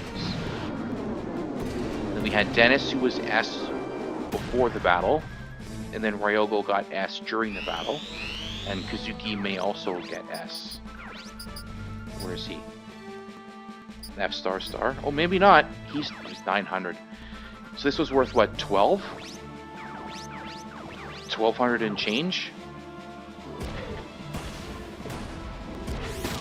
Okay, so this will be easy to give to Kazuki because Dennis is gonna drop him to like 100 damage. 403, I wonder why he's doing so much less than I might as well move up. I don't understand why he's doing so much less than Ryogo now. Bam. Right in the belly. Bleh. 1242. Lukav might be worth more. I don't know if I can even hit Lukav from down here. Oh yeah. Oh, but he can hit me back. Bitch. Ooh, look at that. SSS. He's all S. These guys S rank too? Yep.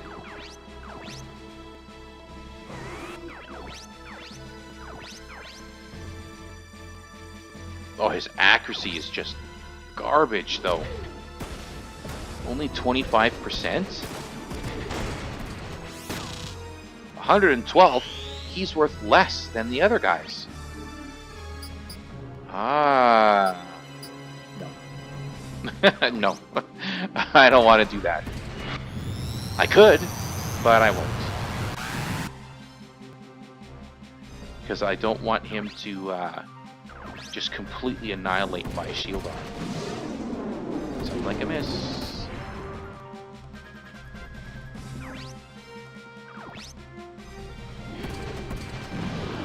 Oh, there's a hit. These guys might run out of missiles. Oh no, they'll have 16, so they're fine. I think I'll do this though.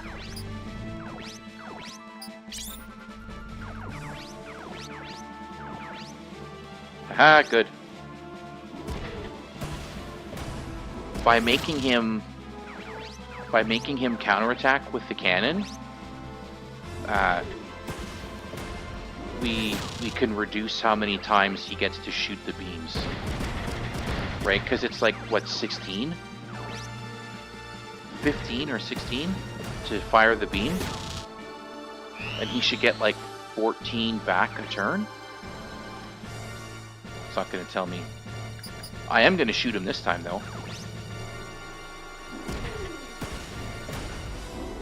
416. I would have laughed if I got a stun. Oh, and he missed! Ah, good.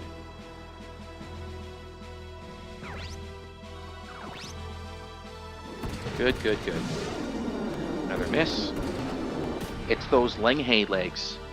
They're putting in a lot of work for us. Because they're like, what, 47? Another miss. 47% accurate, I think, on the Lenghes? Or not accurate, 47% evasion. Let's take a look. Yeah, 47. And then she's got 50? Yeah, 59%.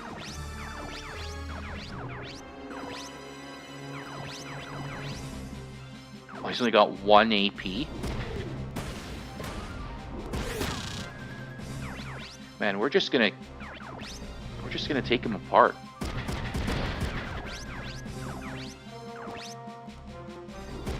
No trouble in his giant Tau Crisis battle suit. Or broadside, I guess, would be more likely. And then instead of the twin-linked railguns, he's got. Would you consider that? I guess that would be the ion cannon, right? The beam weapon. And then he's got no missile pods. Oh, he's using his cannon. Yeah, see. He doesn't have... He's only got 12 AP regeneration. Okay, don't shoot me in the gun, please. I need that.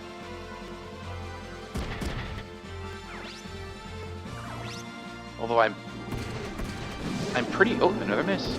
I'm pretty sure that I've got some, like, restores. So even if they did destroy it, it's not like I couldn't just replace it.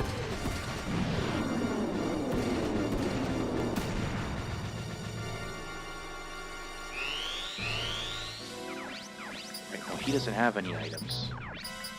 Yeah, no repair max, restore low.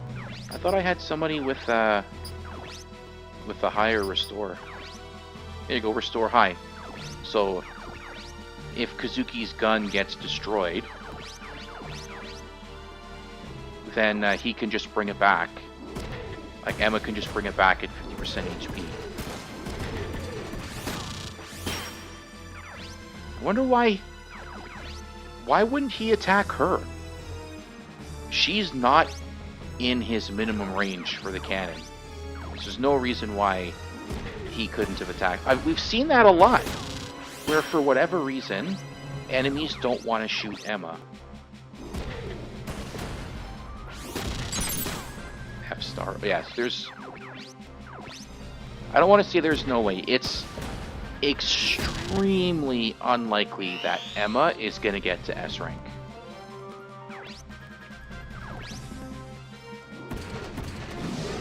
Another miss.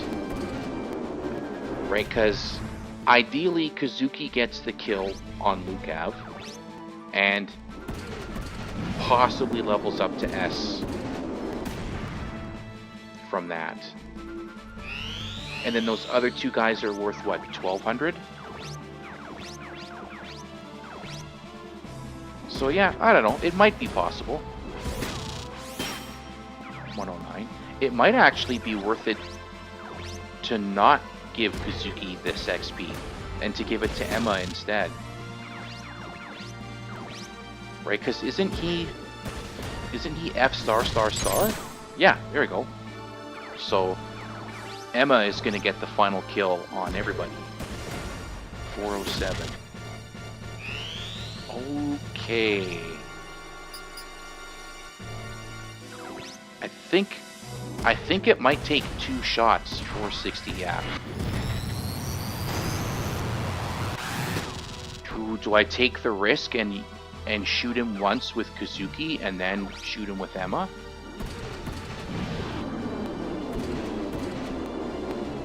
I'll have to look. Yeah, I'll have to look. I'm not sure if I want to roll the dice like that. Because he doesn't need it, right? And she could get to S. So 420. 420, 420. Hey, 420, 460. Okay. Don't kill him. 428. Okay, good. She and I can move closer. Might as well. 255. Bam.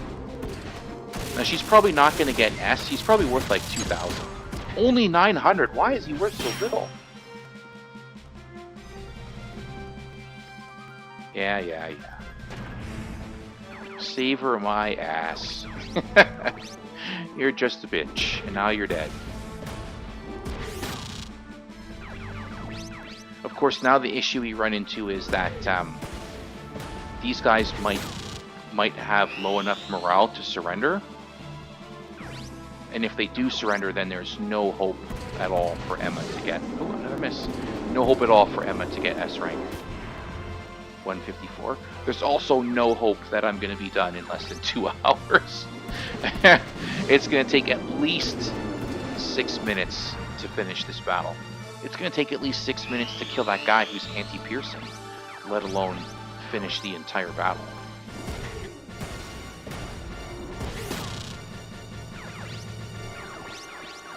Now, does everybody hit this guy in the body?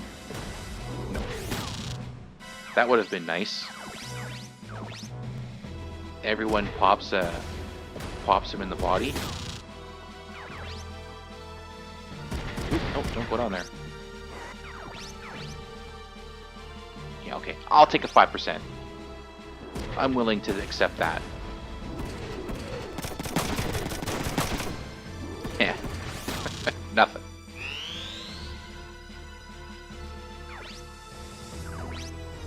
And now we just gotta hope. Hope, one, that that somebody hits this guy in the body, and then Emma's next attack also, oh, good, another miss, also hits him in the body. And that both of these things happen before he gives up.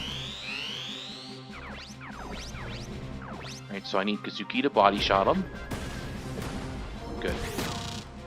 399? I wonder why it was so low. Now Emma's the only one who's gonna... Okay, there we go.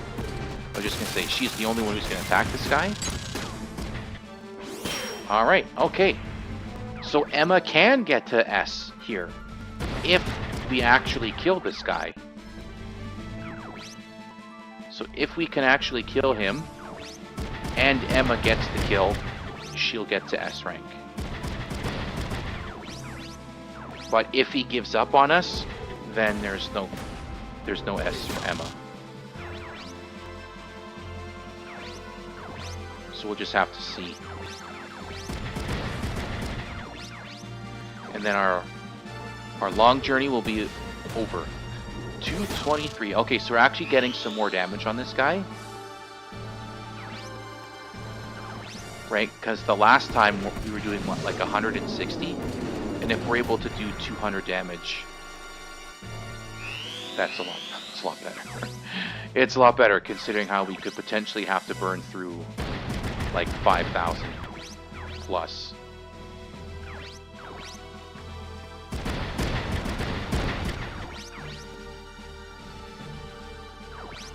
He's got what? 4,600 HP left? 4,400 HP left? So it will go quicker.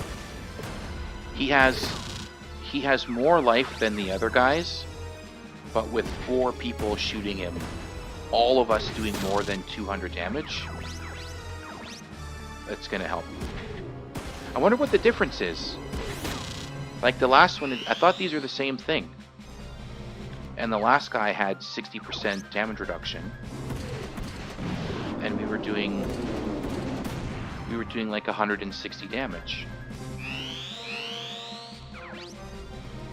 And this should be the same, right? Oh, it's only 45. Okay, so this guy isn't the same. It's a different machine. Thank goodness. Oh, that 15% difference is really helping. It doesn't sound like a lot, right? It's like, oh, well, who cares? It's 15%. How big could that possibly be? Well, we went from doing 160 to 220. Oh, he ran out of missiles.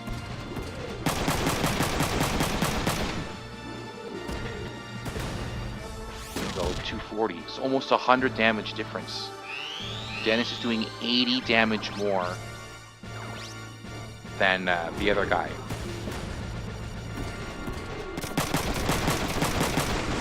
So you should have been a little bit more careful about that. I think he could have... Okay, I don't need to worry about it. Oh, no, never mind. Let's not get punched. You don't think hard blow would be very damaging, but I think this guy's hard blow is deceptively strong. It's not telling us. Yeah, so 112. 112 base, and then you get to add the like the change for being S rank.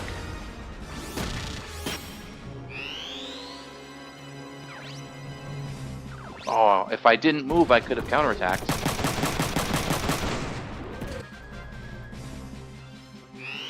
So 3 more shots on the body, and he dies.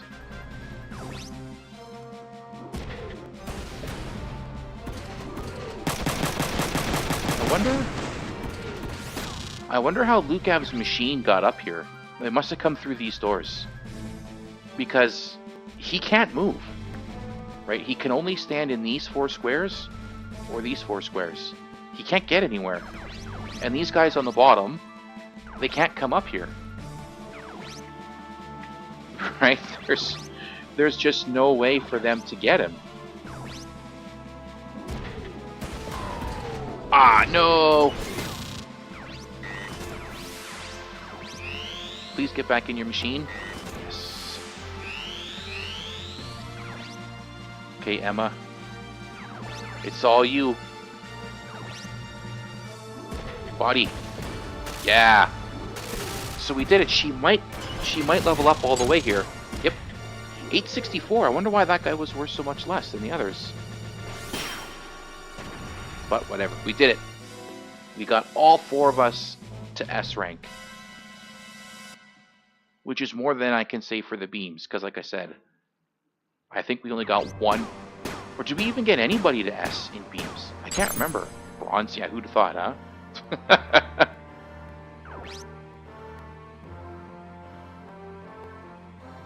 But then, the reason we wouldn't have gotten S in beams is because we were actually capable of killing things. And you see that with the cannons. It was a slog killing those guys. They had way more HP and way more damage reduction, and our damage was significantly less. Now the beams is kind of an unfair comparison because they do like ridiculous damage and nobody resists beams. But even, I bet you if I went through rifles only, I would finish the game significantly faster than cannons. Just because of the damage scaling. So the rifles will do more damage. The endgame rifle should be doing more damage. And more importantly, skills. You could get like double shot if you wanted, or you could just do like a bunch of zooms. 6 zoom ones. Actually, no, zoom would be a bad idea because zoom won't activate if your accuracy is over 100%. So you probably want panic shot, pilot damage. You could do 1 zoom and just hope for the best. Yeah, there you go. So basically 8 hours is what I started with. That 7:57 time there, that was just like what I loaded into. And we're what, 33? So what is that, 25 hours? I mean, that's pretty good. That's pretty quick. I mean, it could have been faster. I'm not gonna lie, it could have been a lot faster. So if you say 25 hours, and then, I don't think I can skip this. Yeah, no. So 25 hours. Now you could probably take, I think I say this every time, you could probably take 90 minutes off of that. Of just like the game being on while I've got to like go grab something off the stove or out of the oven or out of the laundry, right? If I pause the game like this, then the timer would stop, but I don't really do that. That would make too much sense. And I don't really care that much. So you could probably take 90 minutes off and say we did this in 23 and a half hours. 90 seems pretty fair. It's pretty average that across the playthrough. I guess the shorter the playthrough, the less time you would take away. So maybe say an hour instead of 90 minutes. Right? So take an hour off and we beat it in 24 hours and not 25. I think that's pretty fair. And considering how we started to stagnate at the end of the game, I think that's good enough, kind of impressive-ish. I don't know if anybody's ever, like, well, I for sure have never seen a Cannons Only playthrough before, so here it is, world record, speedrun. Cannons Only, 24 hours. It's kind of ridiculous. Same thing with the beams. I don't think I've ever seen anybody else do a beams only run. So we could say my beams is also world record timing. Although for a game like this, I know it's not set up that way, and I know what some games are. The world record doesn't, like, some of them don't include like loading screens on like speedrun sites or whatever, which I think would make sense, especially for this game, where if I have a vastly superior computer, then the loading screens are going to be a lot shorter, so that would give me an advantage, an unfair advantage for my speedrun compared to, say, my old computer that had a lot longer. My old computer wasn't that great, and the loading screens were significantly longer. Almost twice as long, actually, in some cases. So, and it adds up. It adds up, those loading screens over the course of the game. They're going to add a significant amount of time to your playthrough. And if you cut them out, then it would drop quite a bit.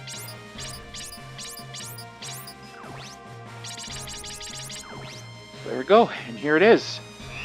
Final battle, a bunch of Rexons with machine guns. And some shitty shield. And not even like, yeah, last defense, 90%. So this guy's anti-piercing. Alright, so these two guys on the sides are going to be kind of a pain.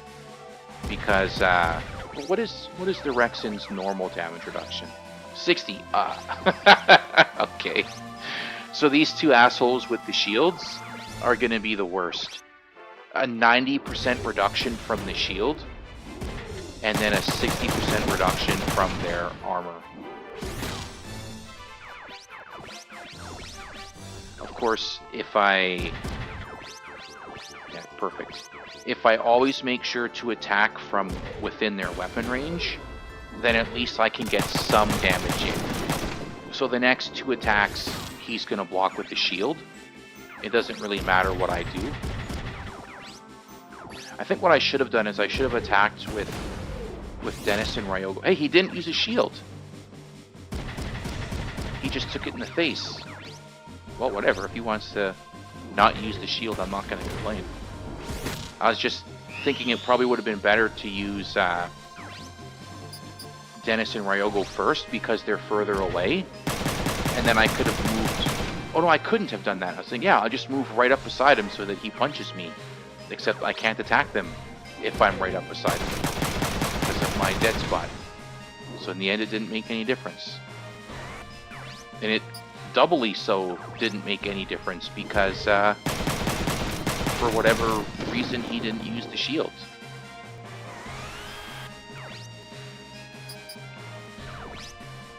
And they're going to be annoying like this. And they're going to get right up in my face. So we're going to earn ourselves another silver here.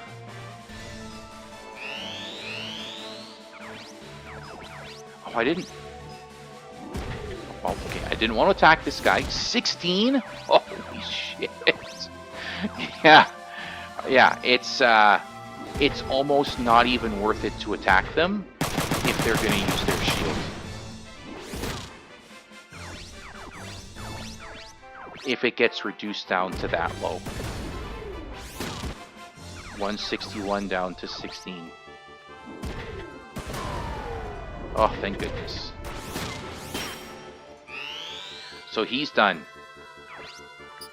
And then we'll do the other anti-piercing. Maybe we'll save him for the end, because he might surrender sooner if he's the last guy on the field.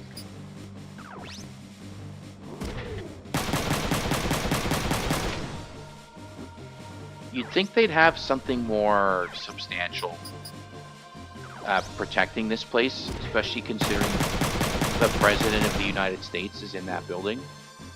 And all they've got outside are four crappy Rexons. We'll get rid of this first. Not a single like melee guy. I guess we only see two. There we go. Two-shot this asshole if we hit him in the body place. We only see two kinds of UCS machines. Oh no, we see three. Right? Emma, the Drake as a missile body, the Rexon. Did he?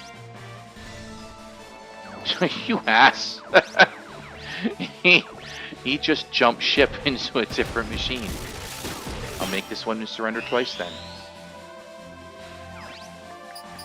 Yeah, so we see the Drake with the missile body, the Rexon, which is like a sniper, and then the Grapple as the melee guy. So there are three different UCS machines in the game. And they only use one of them here to protect the President. They just use the Rexons. And only 4 of them. At least they gave them, like, amazing shields to use. Because you can't beat that 90%. There you go. Of course, you can only use it 4 times. Right? The shield's only got 4 durability. Shoot this guy. Ooh. Yep. There you go. Perfect example of our weapons being shitty. Oh, I can't. I'm gonna have to just accept that we're gonna do 16 damage here. Oh, 39. Okay, that's a little bit better. Oh, right, because this guy's not anti-piercing. Right, so we've got S-rank cannons shooting a guy who's anti-impact, and we cannot one-shot a Rexon arm. That's pretty sad. Not gonna lie, that's pretty shitty, pretty pathetic.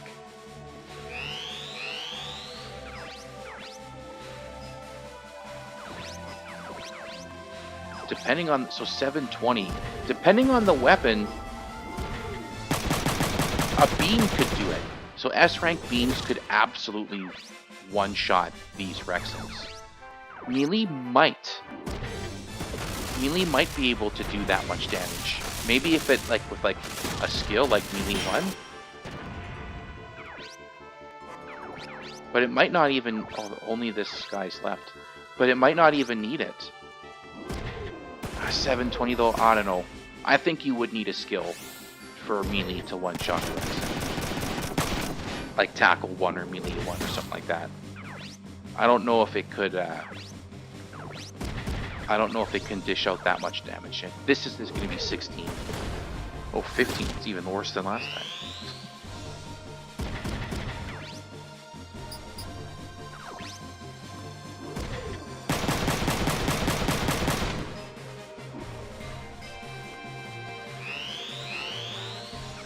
So for whatever reason, this guy really doesn't like Ryogo.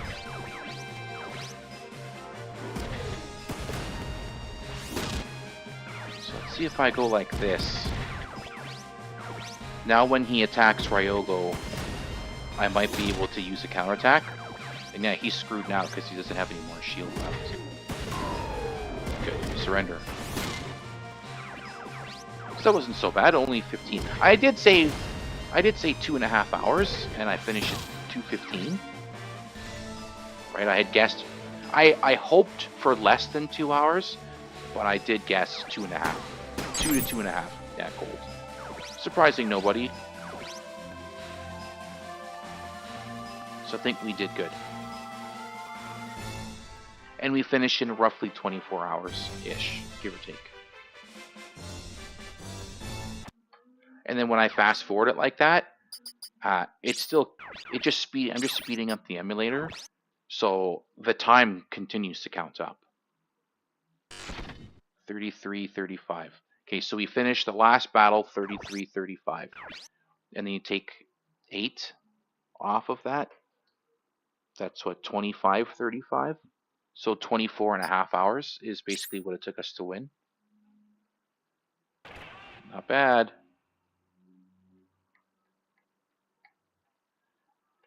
And I can't skip this. We're in Ravuni.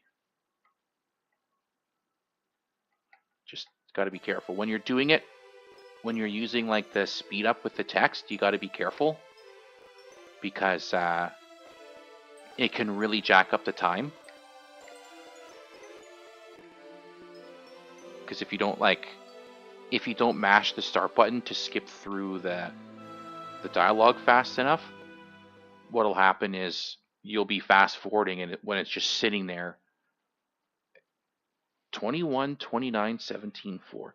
You know, for all of my complaining and joking about how many bronzes we were going to get, we really didn't get that many. We only got 4.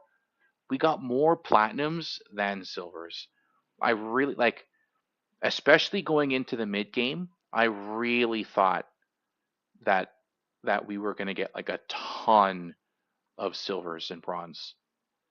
Just because it was taking so long to get through some of the battles. It was like minus 15% on number of attacks was like a given, right? I can't even remember. What was our last platinum? I think the last platinum was the boat, right?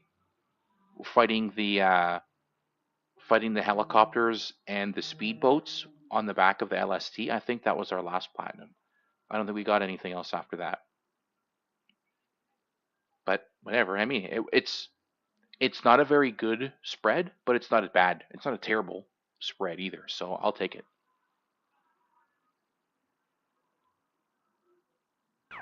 I suppose I'll save here. I don't think I'll ever do this again.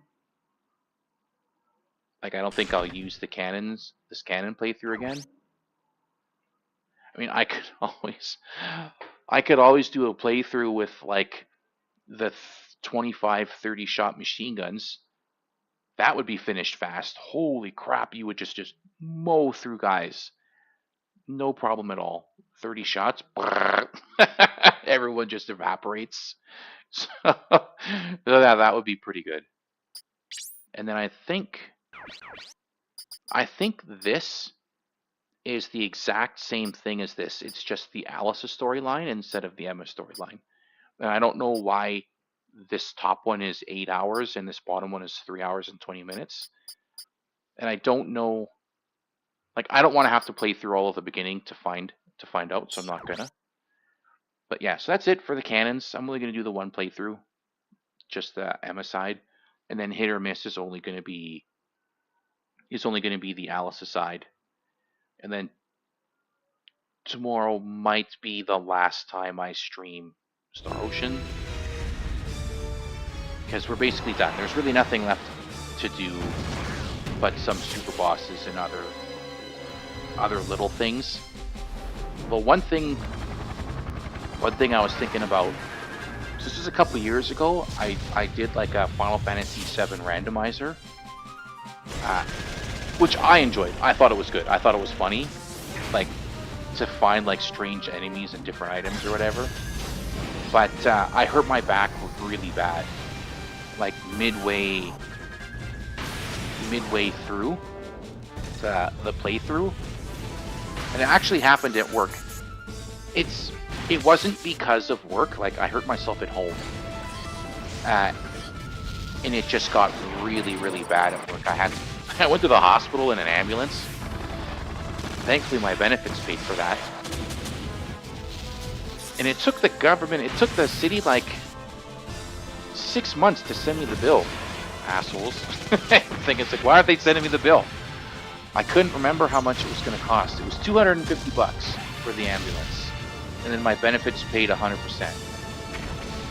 Which is good. Now my wife, who's not a citizen, she would pay $500. And then my benefits would just pay the whole thing. So really she wouldn't have to pay anything anyways. But I hurt my back really bad. And I couldn't really sit. I couldn't really do anything. Man, that sucked. I could sit for like 30 minutes to an hour before my back started to like seize up on me again. So I would sit for like half an hour, give or take. And then I could like barely move around. It was so hard to walk going up and down stairs. Trying to lay down in bed, it's like laying on my back hurt, laying on my side hurt, make my back spasm. They hurt all the time. It's taking like a fistful of painkillers, different things, muscle relaxants, and all kinds of shit. Man, that sucked. That sucked. I definitely don't want to go through that again. But I never finished the playthrough. And I couldn't go back to that one and play it because it was like, it was on, I think almost 2 computers ago. So it's not even on the other computer that I stopped using, but the computer I've already disposed of that was before that one. So I could never really replay that. Not that I would want to start over again from the beginning. But I might do that, like starting next Saturday, is do like a Final Fantasy VII randomizer. Because like I said, I think it's pretty fun. At least I remember it being pretty fun, pretty funny. Right? I'd have to look at some of the other videos. I thought I got like Knights of the Round like super early in the game. Not that you could really use it because the bloody MP cost is super high. But I might do that starting on next Saturday. And then the front mission marathon should, I can't see it taking more than like 3-4 weeks, right? Because where are we on the hit or miss? We just met the Wulong for the first time. Yes. So we just got rescued by the Wulong for the first time. So there's going to be a few battles. It's going to be crushing the rebels.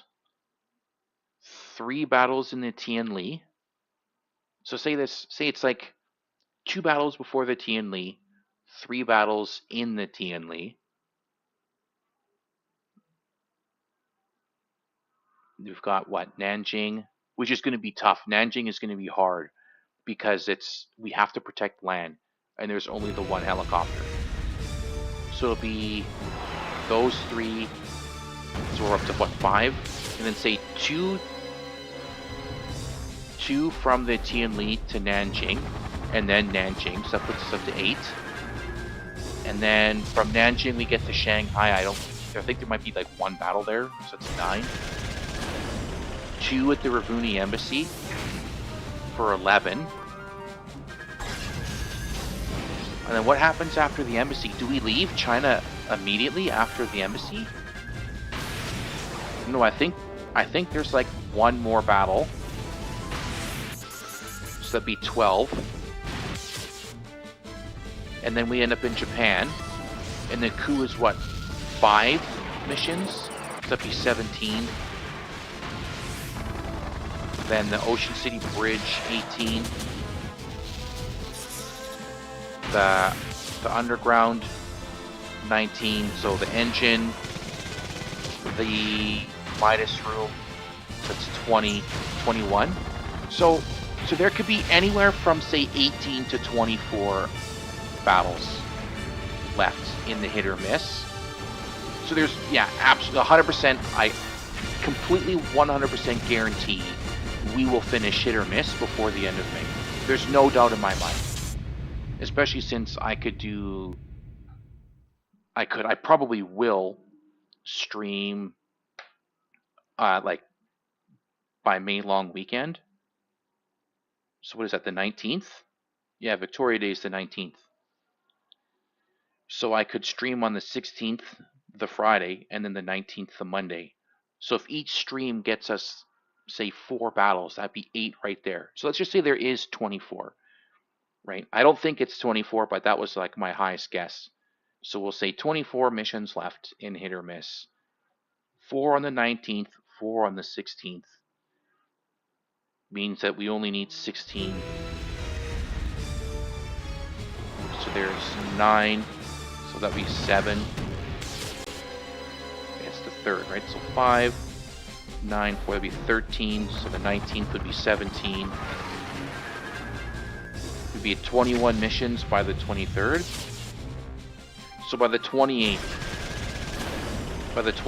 we should be done. If there's 24 battles left in Hit or Miss, and if the stream only does 4, each stream is only 4 missions, we should be done by the 28th of May. I think the 23rd is probably more realistic, I'm not gonna lie. Yeah. And if some of the missions are like really fast, like if I finish a mission in like 10, 12 minutes, I might just do 2 in the same video. It's hard to say. Yeah, so that's kind of what I think might be going on. So for sure, let's just say for now, 26th is when the front mission marathon starts. And we'll do front mission first on Steam, and then we'll start with the OCU playthrough, just because that's like the original playthrough, and then we'll do the UCS side, which was kind of added. So we'll do that. I have no idea how long that's going to. I had like a thing written down, but I think it might be like 35 or 40 battles for that one, and then it's a little bit less for 2, I think. Well, whatever. Let's just say 35 for each. And then when we get back to front mission 3, I'll do the revenge.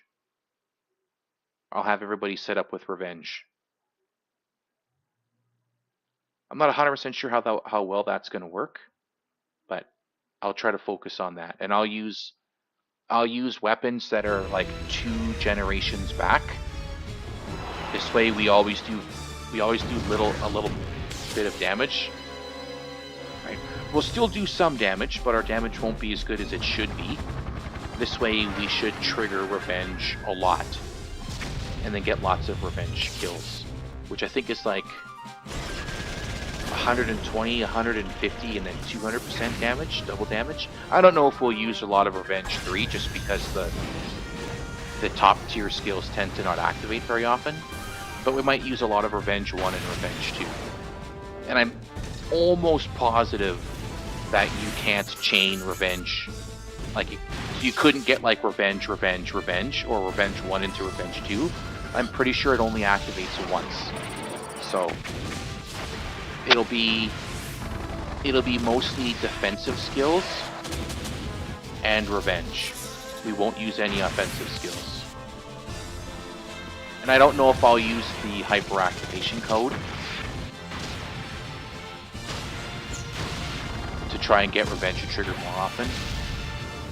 I don't know. We'll see a bit more variety in terms of skills in the revenge. And then 4, like I said before, when we do front mission 4, it'll be melee only.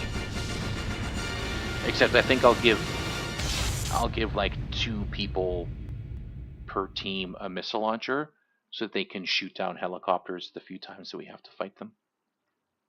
Yeah. And then next week we'll probably start the Final Fantasy VII randomizer up again. And then I don't know if I might try and install like a music mod too that changes the music, because there's, well, whatever. I mean, my channel's not monetized anyways, but like there are so many tracks in Final Fantasy VII that get you copyright claims on your videos, like the boss music, for example. If you put a video up with the Final Fantasy VII boss music, you're gonna get hit with the music copyright. And Aerith's theme, apparently Coke owns that, or the scene where she gets knifed by Sephiroth. So that one will get claimed. I don't think I'll change the video or anything. Maybe I'll put like a black square over it. But if I'm streaming it, I won't be able to do that. But well, whatever. It's not a big. It's not like I said. If this was something I could like make a living off of, I'd be more concerned. But the fact it's just a hobby doesn't really matter. A few of the Star Ocean streams got music copyrights on them as well, but it doesn't affect it. It just, I think the only one on the channel that had any impact is Alpha Protocol, because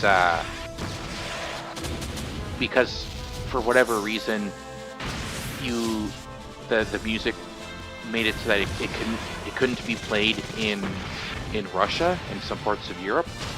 I don't know why. I couldn't tell you. So, oh, and there were two, I think. I think it might have been the video where we killed the dude in Russia. Oh, I can't remember what his name is. But whatever, it's not important. I think it was that one, and then the final one both got hit with a copyright thing that prevents the video from being played around the world. Other ones, just the copyright thing just says that, oh, if it gets monetized, they get the money from the video, but it doesn't affect the impact, doesn't affect the channel, doesn't affect who can watch it. But that's gonna be it for the stream. I managed to drag it to just a little bit past 2.5 hours. So that'll be it for today. I'll see you guys next